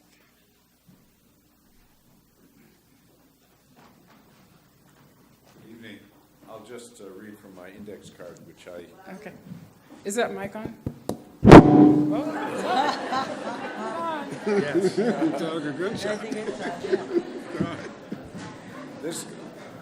This question I wrote when Ms. Ortiz was speaking, so I'll just read it. In the incident years ago in Taunton, which you described, would the police behavior be considered a hate crime today? Please elaborate. Did you catch that question? Yes. Okay. I believe that it possibly could be. And I know that in that time frame, the couple sued the police department. And another lawyer, a civil rights lawyer at that time frame, I was a criminal defense attorney. I dealt with the charges that had been pressed against them, brought the case to an acquittal, and then I know that they sued in civil court the officers for abusing their positions and for damages. And I believe there was a settlement after that case. But I think technically, on the hate crime that we have now, the way that it's written, I believe you need to have a weapon, right, Kevin? Yes. So I don't believe that the officers had used any kind of a weapon or anything like that. So in the hate crime, the actual hate Prevention Act, which is the Matthew Shepard, John James Byrd Act that was passed about 5 years ago now, actually, which broadens the category of individuals that are covered by the statute. You need to use a weapon and cause injury. The husband was beat up in jail, was he? And aren't your hands a weapon? No, hands actually are not a weapon. A pen could actually be a weapon if it's used, for example, to poke someone in the eye. So you can have, certain objects that are not by nature a weapon but can be used as weapons. But under the facts of that case, they didn't. I think if they were kicked with like an officer's boot or anyone's boot, a boot for example, that can cause tremendous injury, can be considered a weapon as well. But that was quite some time ago, and I don't remember all the specific facts. Technically, you can possibly have a hate crime, so depending upon what the facts and circumstances are. Is that good? I'm going to read this one, and you're going to be next? Okay. Again, so Lucy Leonard's in the back as part of our Civil Rights Committee, Eden Renee, Donna, and Chris. If you have questions and you want us to read them out, we're happy to do that.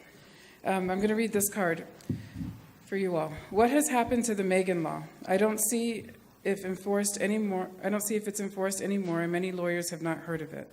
7-year-old Megan Kenka was killed by a 3-degree predator who lived across the street from the predator. Who lived across the street from her. The predator raped, disemboweled her, and hid the remains in his house. Megan's mother, Maureen Kenka, after many years, got put into law, the Megan Law, that gives rapists 15 years in prison, and the neighborhood needs to be alerted when a convicted predator moves into the neighborhood. Many predators I notice in the Berkshires get off with 1 year in prison. The neighborhoods also are not notified when the predator gets out and moves into a neighborhood. Why do so many predators get off in the Berkshires?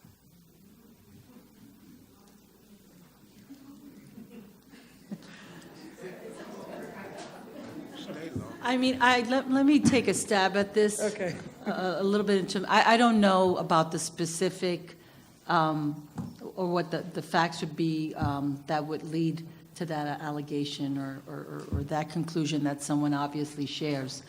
The U.S. Attorney's Office doesn't, we have very limited jurisdiction. That sounds more like a case that would be investigated and prosecuted, like a lot of the child abuse cases, sexual assault cases are handled by district attorney's offices. When someone is convicted, though, of a sexual offense, okay, and they fall into a category as a sexual offender, they have to register where they live, that they are a sexual offender. Failure to register is a violation of a federal law, SORNA. It's typically investigated and pursued by the United States Marshal Service. And we've done actually a number of SORNA cases. That's the acronym for the statute that covers that remedy. In terms of sexual exploitation or sexual assault cases, we usually do those cases in the trafficking sense, where individuals will take someone and take them over state lines and can sexually assault them if that's the purpose of it. But we have limited jurisdiction in your typical sense. I don't know about that particular statute, and I don't know if anyone else does. Kevin? Sure. Our office is actually very aggressive in the child protection area. We bring many child pornography cases in which the victims of the defendants are typically people that download child pornography onto their computers and then share it with other people all around the country and all around the world. And the victims of this crime are the children that are depicted in the pornography, frequently in violent settings, and it's just an horrific tragedy with respect to these kids. And so we take a very strong view with respect to this. We prosecute many people, and they usually go to jail, and they're required to make restitution to the kids that are actually depicted, in the young girls usually that are depicted in the child pornography. As Carmen mentioned, we also do child abuse cases, and we've had a very notorious one in Springfield that just finished about a year ago, in which a psychiatrist from Chicago got on the internet and engaged a young girl who lived in Western Massachusetts and arranged to meet her, to have sex with her at different locations, not only in Western Massachusetts, but also in Florida, where she was vacationing with her family. On one occasion, he actually brought her to a mall, or he had her go to a mall and go to the movies with her sister, and she said to her sister, "I'm going to go out to the bathroom," and instead she went and met this guy who had come from Chicago so she could have sex with him in a changing room in a JCPenney. This guy was a notorious child abuser and was sentenced to, I believe, about 30 years in jail. So we take this very, very seriously. As U.S. Attorney Ortiz said, all of these people have to register as sex offenders, and we try and enforce that as well. If you don't register, you're going to get prosecuted again. But in terms of Megan's Law, I have to go with Carmen and say I'm not as familiar with that. Okay. I have Tymel, I have these two, and then you, Lynn. Is that okay? Are you good? Hello, my name is Tymel. I want to know, I wasn't here for the whole thing, but who's the mayor up here, or assistant mayor? The mayor of where? Well, the mayor of Pittsfield is there. Oh, all right. You Then this is for live you, in, man. Nice to meet Oh, you. wow. Me being Spanish, Black, and Asian, a mixture of races, and me coming from New York City, moving out here 2 months ago, and me going through a lot of experiences of racism and not finding jobs, and me having many qualities. I have a question for you about jobs.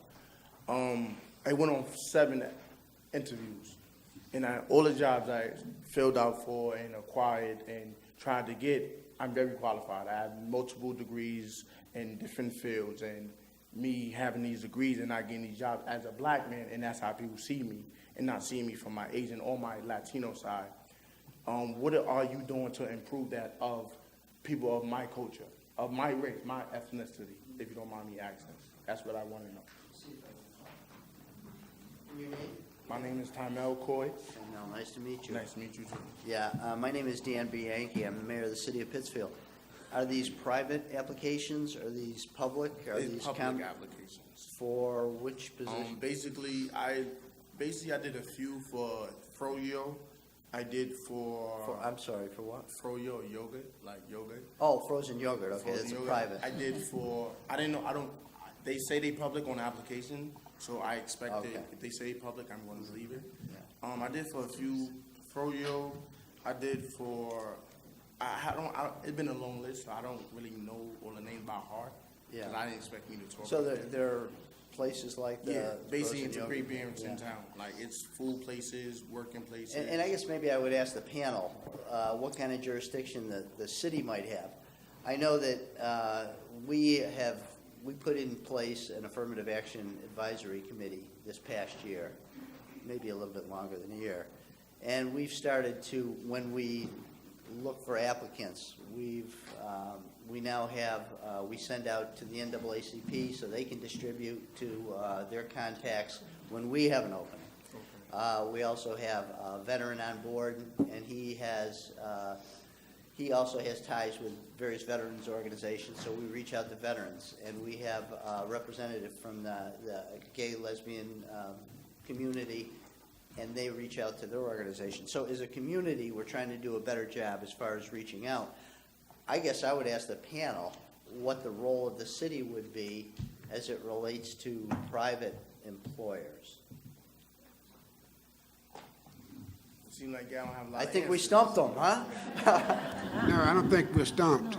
I don't think we're stumped. If Okay. you're talking about private Yeah. employees, Title VII is one of your remedies if you feel that you're being discriminated against. That can be filed. And as Ken said, you have 300 days, and you have to file that within 300 days of the last episode of alleged discrimination. But while the mayor is standing there, though, I think the mayor, is doing everything he can do today. But I think, according to the statistics that I looked at from the federal EEOC, it seems like you have about 700 employees for the city of Pittsfield. And out of that 700, as I recall, there were about 17 that were African American. Now, I'm sure you can do a better job than that. And this was 2013. According to the EEOC statistics, this was 2013. Perhaps you have made some progress. Well, we have. I'd like to hear what progress you've made. Oh, and I'd love to tell you about the progress. Since 2013, when we put these new policies into place, from the number that we have hired, and I don't know exactly what that is, but the statistics as of last month, we have hired somewhere in the neighborhood of 17 to 18% of our new hires have been minorities. So I think from a number standpoint, we're doing better.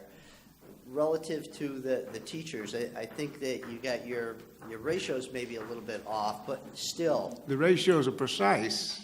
They came again from the Massachusetts Department of Education, Well, and yeah. then that's the 2013, 2014 Yeah. school Yeah. statistics. Well, For we have- African Americans, Yeah. the student percentage there is 8.9%. 8.9%. 8.9%, and for Latinos, all right, it's 7.8% roughly. But for the teachers, it's less than 1.5%. Yeah, That's yeah. those precise So figures it's that I 16 lifted no, right from the Whoa. Department of No, Education. you had said, I thought you said over 20%, so we're really around 16%. And I agree. We are also, and I sit on the school committee as well, in the city of Pittsfield, the charter doesn't have the mayor as the chairman. But on the school committee, we're doing, I think, a much better job too. We're reaching out to organizations and national search sites that that subscribe to or have minorities subscribing to those search engines and to those areas. So we're doing a better job. But when I first became mayor, and I heard these stories, and the NAACP has just reconstituted here in Berkshire County, and we started having meetings. And I would hear those stories. I would hear the stories of a qualified, very high-achieving student who did their student teaching there, and then was told, well, we don't, you don't have enough experience. Well, of course, she was just coming out of school. And believe me, I take those stories to heart. And I immediately called in who hadn't yet started the job, but our new superintendent of schools. And then I brought the NAACP in, and I said, what do we do in a case like this? Here we have an opportunity to do something, to at least begin. And today that woman is in our school system teaching third grade and doing a tremendous job. So we inherited a situation where there was a great deal of disparity. So we are working and taking steps, excuse me, and putting things in place that I think are going to improve the situation. It will take time, but I think we can do it. Obviously, we can do a better job. Here in the Berkshires, we do, even though you call it paradise, it's kind of hard I didn't to... call it paradise. It Oh, reminded me of Camelot. Oh, Camelot. Camelot. Excuse me. But it is. But you're right. You are making some progress, Yeah. and particularly with the new superintendent and Yeah. the cultural competence that she has been put in place. I Yeah. think that's critically important that the teachers, receive cultural competence training. I think that's Okay. very All important. right, thank you. So timeout, I want to get back to timeout's question. Sure. Thank you. Basically, no disrespect, but my question wasn't answered because I asked in Great Barrington. I'm not in. So can I clarify that he is the city of Pittsfield mayor? Yeah. The town manager, Great Barrington's not here. So the question kind of got answered But maybe the generally. panel can also But ask. I want to give you a suggestion, though. The Massachusetts Commission Against Discrimination is the state agency that takes discrimination complaints. Their closest office, I believe, is in Springfield, but you can call them. The EEOC does similar based on federal. I mean, as an applicant, you have rights too. You don't have to just be an employee to complain about discrimination. You can say, I applied for this job. I believe I was discriminated against because of my race. And you may go there and they may say, you know what, we've gotten 6 or 7 other complaints about this employer in the last month, and we think there's a pattern or practice of discrimination here, so we're going to bring it up. So, I mean, I think your first step should be to call them and tell them about it. All right. Thank you. Thank you. Does that help? Thank you, timeout. Thank you. So I have a few more here. One reason racism is still alive and well in our nation is because of the potential retaliatory actions taken by the offender after they report. Could you briefly review the state and federal safeguards in place for those who identify blatant racism in the workplace and report it to the appropriate authorities? Let me take that. I have to tell you that a claim for retaliation is a very powerful device and does not require proof of the underlying discrimination. Now, I said that twice because it's really important.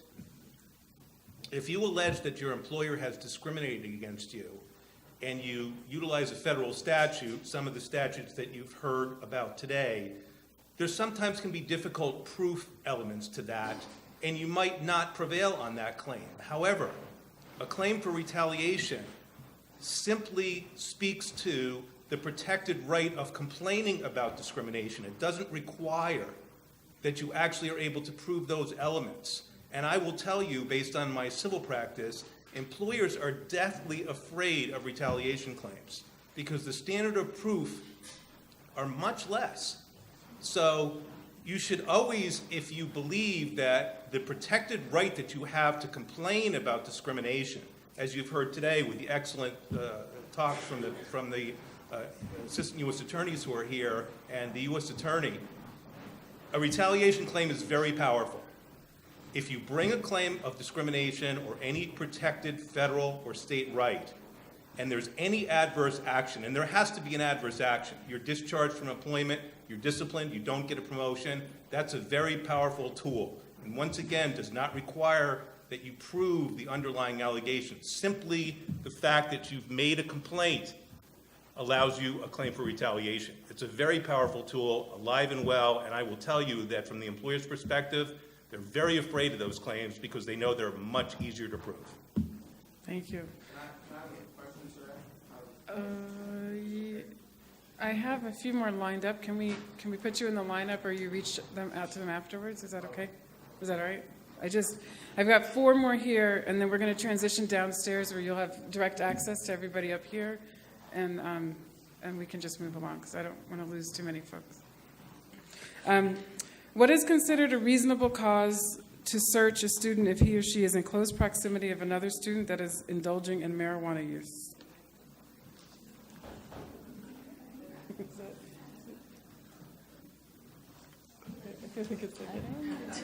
Anyone? I really don't want to go down this road. But I can say that this is a really thorny place to go.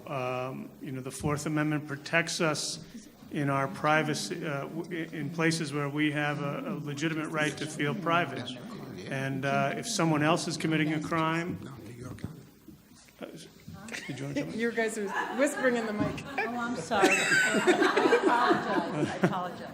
if you're simply next to someone who's committing a crime, then you have a perfect right to feel that that the police can't come and search you. But on the other hand, if you're assisting someone in the crime, or you might in some other way be involved, then the question is there reasonable cause to believe that somehow the police should be investigating this? And if there is, then they can take some steps. They can ask you some questions. They might be able to pat you down. It all depends on the facts of the particular case.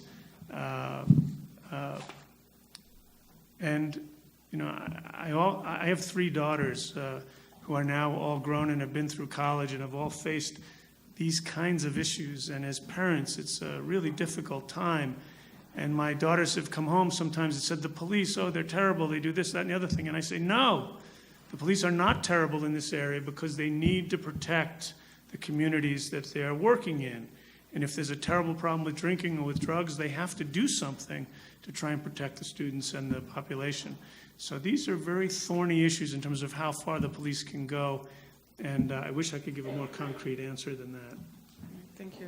Lynn, you want to go up to the mic?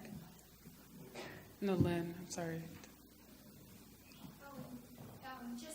Getting back to the Megan law, the sex offenders have to register, but there was a time when the neighborhood was notified where people would give out, a pamphlet would be given to each homeowner, because families don't, every day go on to the sex offenders list or, check out who just moved into their neighborhood. But I remember, do you remember Megan Kanka? And it happened in New Jersey. It was near where I lived. So it's a very sad case. She went and changed the law in like 48 states. Yeah, this first one was in reference to. And it was mandatory that each person in the neighborhood was because she didn't know, their family didn't know a third-degree sex offender lived across the street from them. But I think that now that sex offenders do register, people have to go on the site or check with their local police departments to see, you know, who's on the registry list, so you know who's surrounding. And then you have the other case where you may have someone who's a sex offender who hasn't registered. And then that's where, you know, they can be prosecuted for failure to register. Okay, so maybe it's evolved to that they register and the neighborhood doesn't have to be notified, so that's been changed then.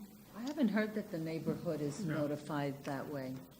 Because we were all notified when it happened in our neighborhood. You know, when the law changed and a year later, people were notified. I'm not an expert in this area, but I think the law has evolved and really has gone to the place where U.S. Attorney Ortiz has talked about, where there's, like when I go into police stations, I see up on the wall a list of all of the sex offenders and where they're living. Right. But the burden does seem to be on the community members to check. And of course, any parent that's concerned about that can go on to the registry and check, and also go to the police. Okay, it just used to be different and more immediate. Okay, thank you. The next one is, as a black student at local Bard College of Simon's Rock, your comments about racial and economic disparities in education are clearer than usual to me. I question how students at my level look towards social and economic success as people of color, which the panel members seem to have already achieved. Do you want to respond to that? I like to respond to that because I go around in the state in many different arenas and talk to a lot of kids in middle school and high school and sometimes in colleges as well about moving forward. And in particular, when I go to urban cities, I see in the audience primarily African American, Latino students. And so when I look out at a crowd like that, it reminds me of me over well over 30 years ago. I've been a lawyer for over 30 years now. And what I tell kids and young people in general is that, I talk about certain principles that I sort of have lived by that have helped me to get to where I am today. And I tell them not to let stereotypes or people's perceptions of them define them or limit them, that they can overcome stereotypes. I mean, I've dealt with a degree of discrimination, not significant, but slight, and sometimes more sexism when I was a much younger attorney. And I think that what I try to encourage young people to do is that it's really important to study hard, to do well with every opportunity that you're given in school, in internships, in summer jobs, and then eventually when you start your professional career and you navigate that career. And it's important to not be afraid to ask for help, especially if you struggle in class or you struggle in jobs.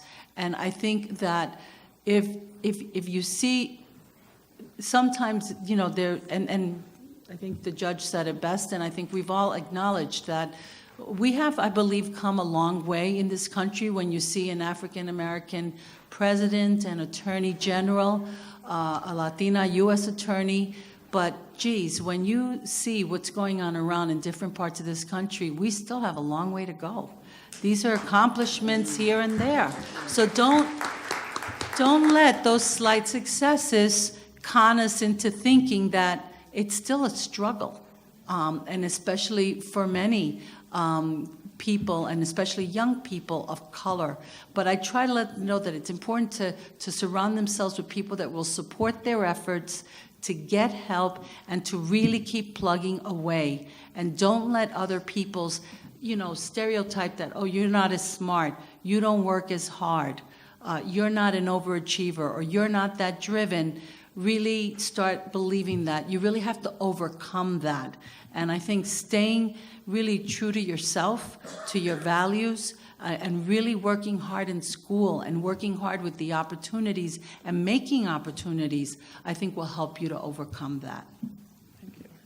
I'd just like to briefly just piggyback on that a little bit. You're quite right. You do have to stay focused. But more importantly, you have to have two sets of skills, cognitive skills, that's the academics, but non-cognitive skills, patience. You see, you really have to have a lot of patience because oftentimes people will test your patience. You got to be resilient. You have got to be resilient because people oftentimes don't want you to be there.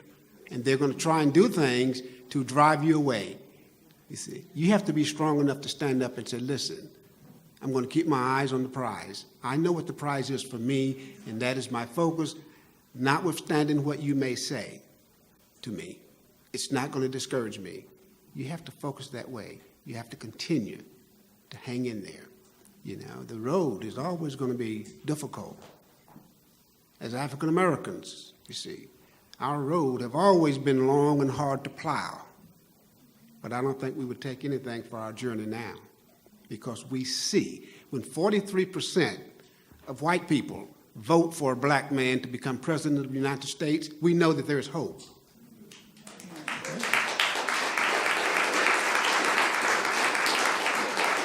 And that's what you have to focus on, that the country is changing. We live under a living constitution. It's forever changing. 1787 was that constitution, where African Americans, females, Native Americans were not considered as citizens. Well, we've come a long ways. We've got a long ways to go, but together we can get there. So hold on. You see, hold on. When it's dark all around you, the morning comes. And when the morning comes, sunshine comes with it.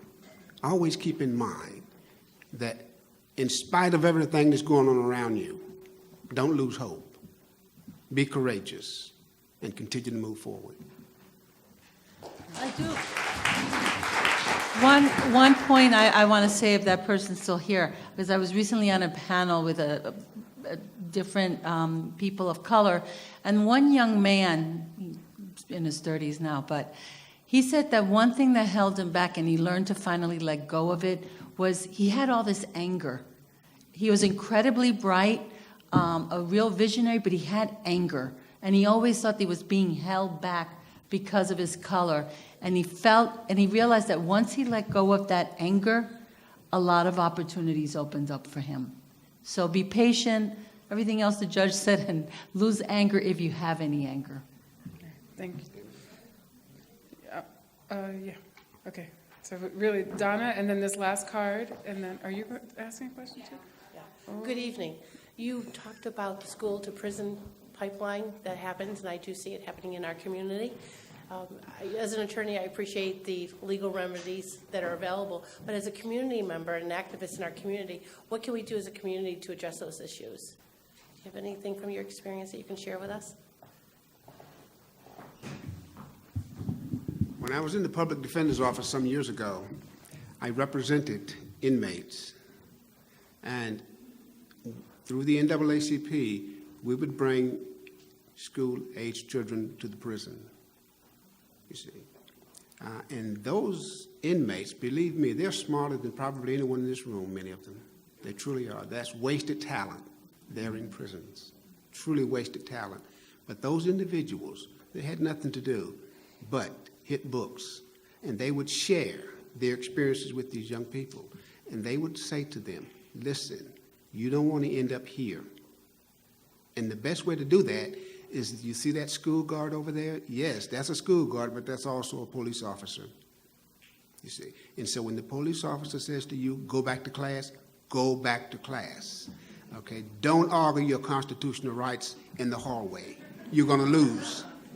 That's the type of information that they would share with those young people, and that went a long ways in terms of straightening out some of those young people. Of course, you have individuals who are hell-bent on keeping that pipeline open. It serves a function, but more importantly, we have to talk to our young people. I had a mentoring program in my community. We need to create more mentoring programs. We need to talk to young people and let them know that it's a very dangerous situation out there, and even when you're in school, you have to be extremely careful because you do not want to end up in the criminal justice system. it's one of the most difficult systems to extricate yourself from. Once you get in there, as all of these attorneys will tell you, it's almost a losing proposition. I'm very elated and happy that the U.S. Sentencing Committee, as of November 1st, has created a situation where they're going to lessen the sentence of some of the inmates that are serving. It's going to probably result in 40 to 50,000 inmates being released. 40 to 50,000. Now, that's going to impact society because you're going to have a job situation. As it is now, we have a serious unemployment situation in this country. So when the inmates come out, people do not like to hire them. I like the better idea that the citizens of California passed just this past November. They passed a law where certain felonies, drug cases, and property theft under $950 are converted to misdemeanors. And you get the opportunity not to have the felony conviction, but to have the misdemeanor. Listen, it's still a conviction, but it's much better than a felony, because a felony seals off most of your avenues. Some states you can no longer vote. Obtaining employment is extremely difficult. And even having access to scholarships and educational loans, you are impacted negatively. And there are no civil rights laws that I'm aware of that addresses those issues. Best way, stay out of the criminal justice system. Stay out of it. And that's what we have to implant in our young people's heads, whether they're in school or out of school. They have to stay out of the criminal justice system. And when they are dropped out of school, one of the things that we did in our community is we created a charter high school, because some students are going to drop out of high school. But we were able to rescue. We had our first graduation in June. We graduated 7 individuals who otherwise would have been out there on the street and probably ended up in the criminal justice system. And so I think one of the things we got to do is talk more to our young people, but they have to respect law enforcement. Right. They have to respect law enforcement. And listen, as the NAACP regional director at one time, I advocated for relaxing drug laws, and I still advocate for that. In New York City, just relaxed laws in terms of marijuana. But the one thing that I have always Harold, taken a I'm better so stand sorry. on. This is my job, and I've only had to do it once tonight. I'm so sorry. Never give a lawyer a mic. You guys warned me on the phone, but that's the first time I had to do it. So I have 2 more questions, right? I have this index card, and Jeanette really wants to come up to the mic. And then we're going to say thank you and close this portion of it and go downstairs. Mary baked, I think, over 200 cupcakes, and people are leaving. So we have to go downstairs to the dessert reception and have the carrot cupcakes, and then people will still have access to the U.S. attorneys and our panelists downstairs for some time. So I'm going to be bringing this to a close. So the last card I have, and then Jeanette will finish. Please speak to the remedies workers have under law when they are fired for complaining about their working conditions, and when employers take advantage of them by forcing them to work off the clock by paying them less than minimum wage. I can talk about this. Well, we talked a little bit about retaliation already, and I think it was stressed that the standard for retaliation is much lower than regular discrimination claim. So if you're fired, that definitely qualifies. But I would say make sure you document everything. Go to HR, complain, write a follow-up email. As we discussed, I complained to you about XYZ. I feel I'm being discriminated because of my gender, because of my race, whatever. Leave a paper trail, because that's very, very powerful and something lawyers think about all the time, but regular people don't always think about it. The question about being paid off the clock, that's illegal. Being paid less than minimum wage is illegal. There's definitely remedies for that. Lawyers, and maybe you can speak to this from a private attorney's perspective, a lot of times they'll take these cases on a contingency basis, so you don't have to pay. You know, you're already not making much money and you have to worry about paying for a lawyer, a lot of times they won't get paid until you get paid. So there's more access among private lawyers to help people for wage violations. And also I'd say, this goes to your last question too, about the schools to prison pipeline. As a former organizer, it's so important to organize. You know, if you don't have access to the legal system, get everyone together and make noise and make use of the media. Because people start to listen when their name gets out there and they look bad to the general public. So, I mean, I think I definitely agree that there's strength in numbers. And if you get the parents together, get the kids together, and complain about it, I think that, and if you garner the media, I think you can make noise more noise than maybe the legal system can. But I want to... I'll just kind of take off on that for 1 minute. Wage and hour laws are very effective tools. There are federal laws, which would be in the jurisdiction of the people on the panel. But there's also state wage laws, Massachusetts wage laws. These are very good claims. To the extent that they're provable, you need to get a lawyer. As you've heard, a lot of lawyers will take these cases on a contingent fee basis.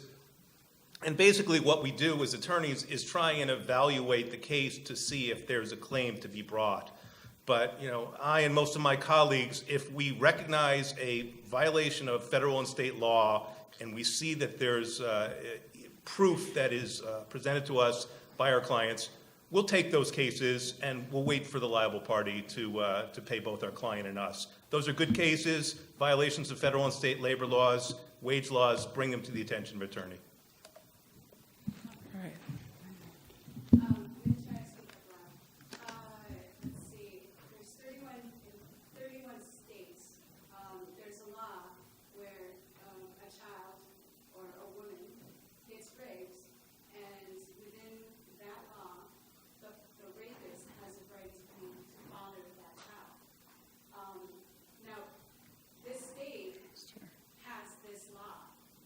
We are part of this 31 states of offenders, rapists, to be the father of the victim. And I guess my question is a gender issue, but my question is, how do I go about to abolish this disgusting law? And I don't know. That's a legislative issue. That is a Should have legislative. talked to Representative Pignatelli when he was here. That's a legislative issue. It's a legislative issue, yeah. Thank you. So I want to say thank you to our panelists and our speakers. 1 second. Before you finish thanking people, you guys let to know what a big deal it is to have a U.S. attorney sitting here in the town of Lenox from Boston. Yes, indeed. Thank you. We're really honored. I hope that you know that all the ceremony was all centered around you, and we're glad that you came, and I had a really great time planning with a group of attorneys and judges and lawyers. Thank you. Hey, I want to thank everyone, not only for your warm welcome, but really, I'm delighted to be here, and it is not a big deal. I should be here. I'm the U.S. Attorney for the District of Massachusetts, and Lenox, the Berkshires, are part of Massachusetts. And I was here this summer, but I was vacationing in the Berkshires at the Cranwell Resort, so I like it here. Thank you. All right, so I just want to, I know I'll see you all downstairs. Please take the bridge program with you and take the flyer or the pamphlet that the DOJ put together. And down in the living room, you can find the attorneys and speakers if you'd like to speak more. And please make a donation to Bridge.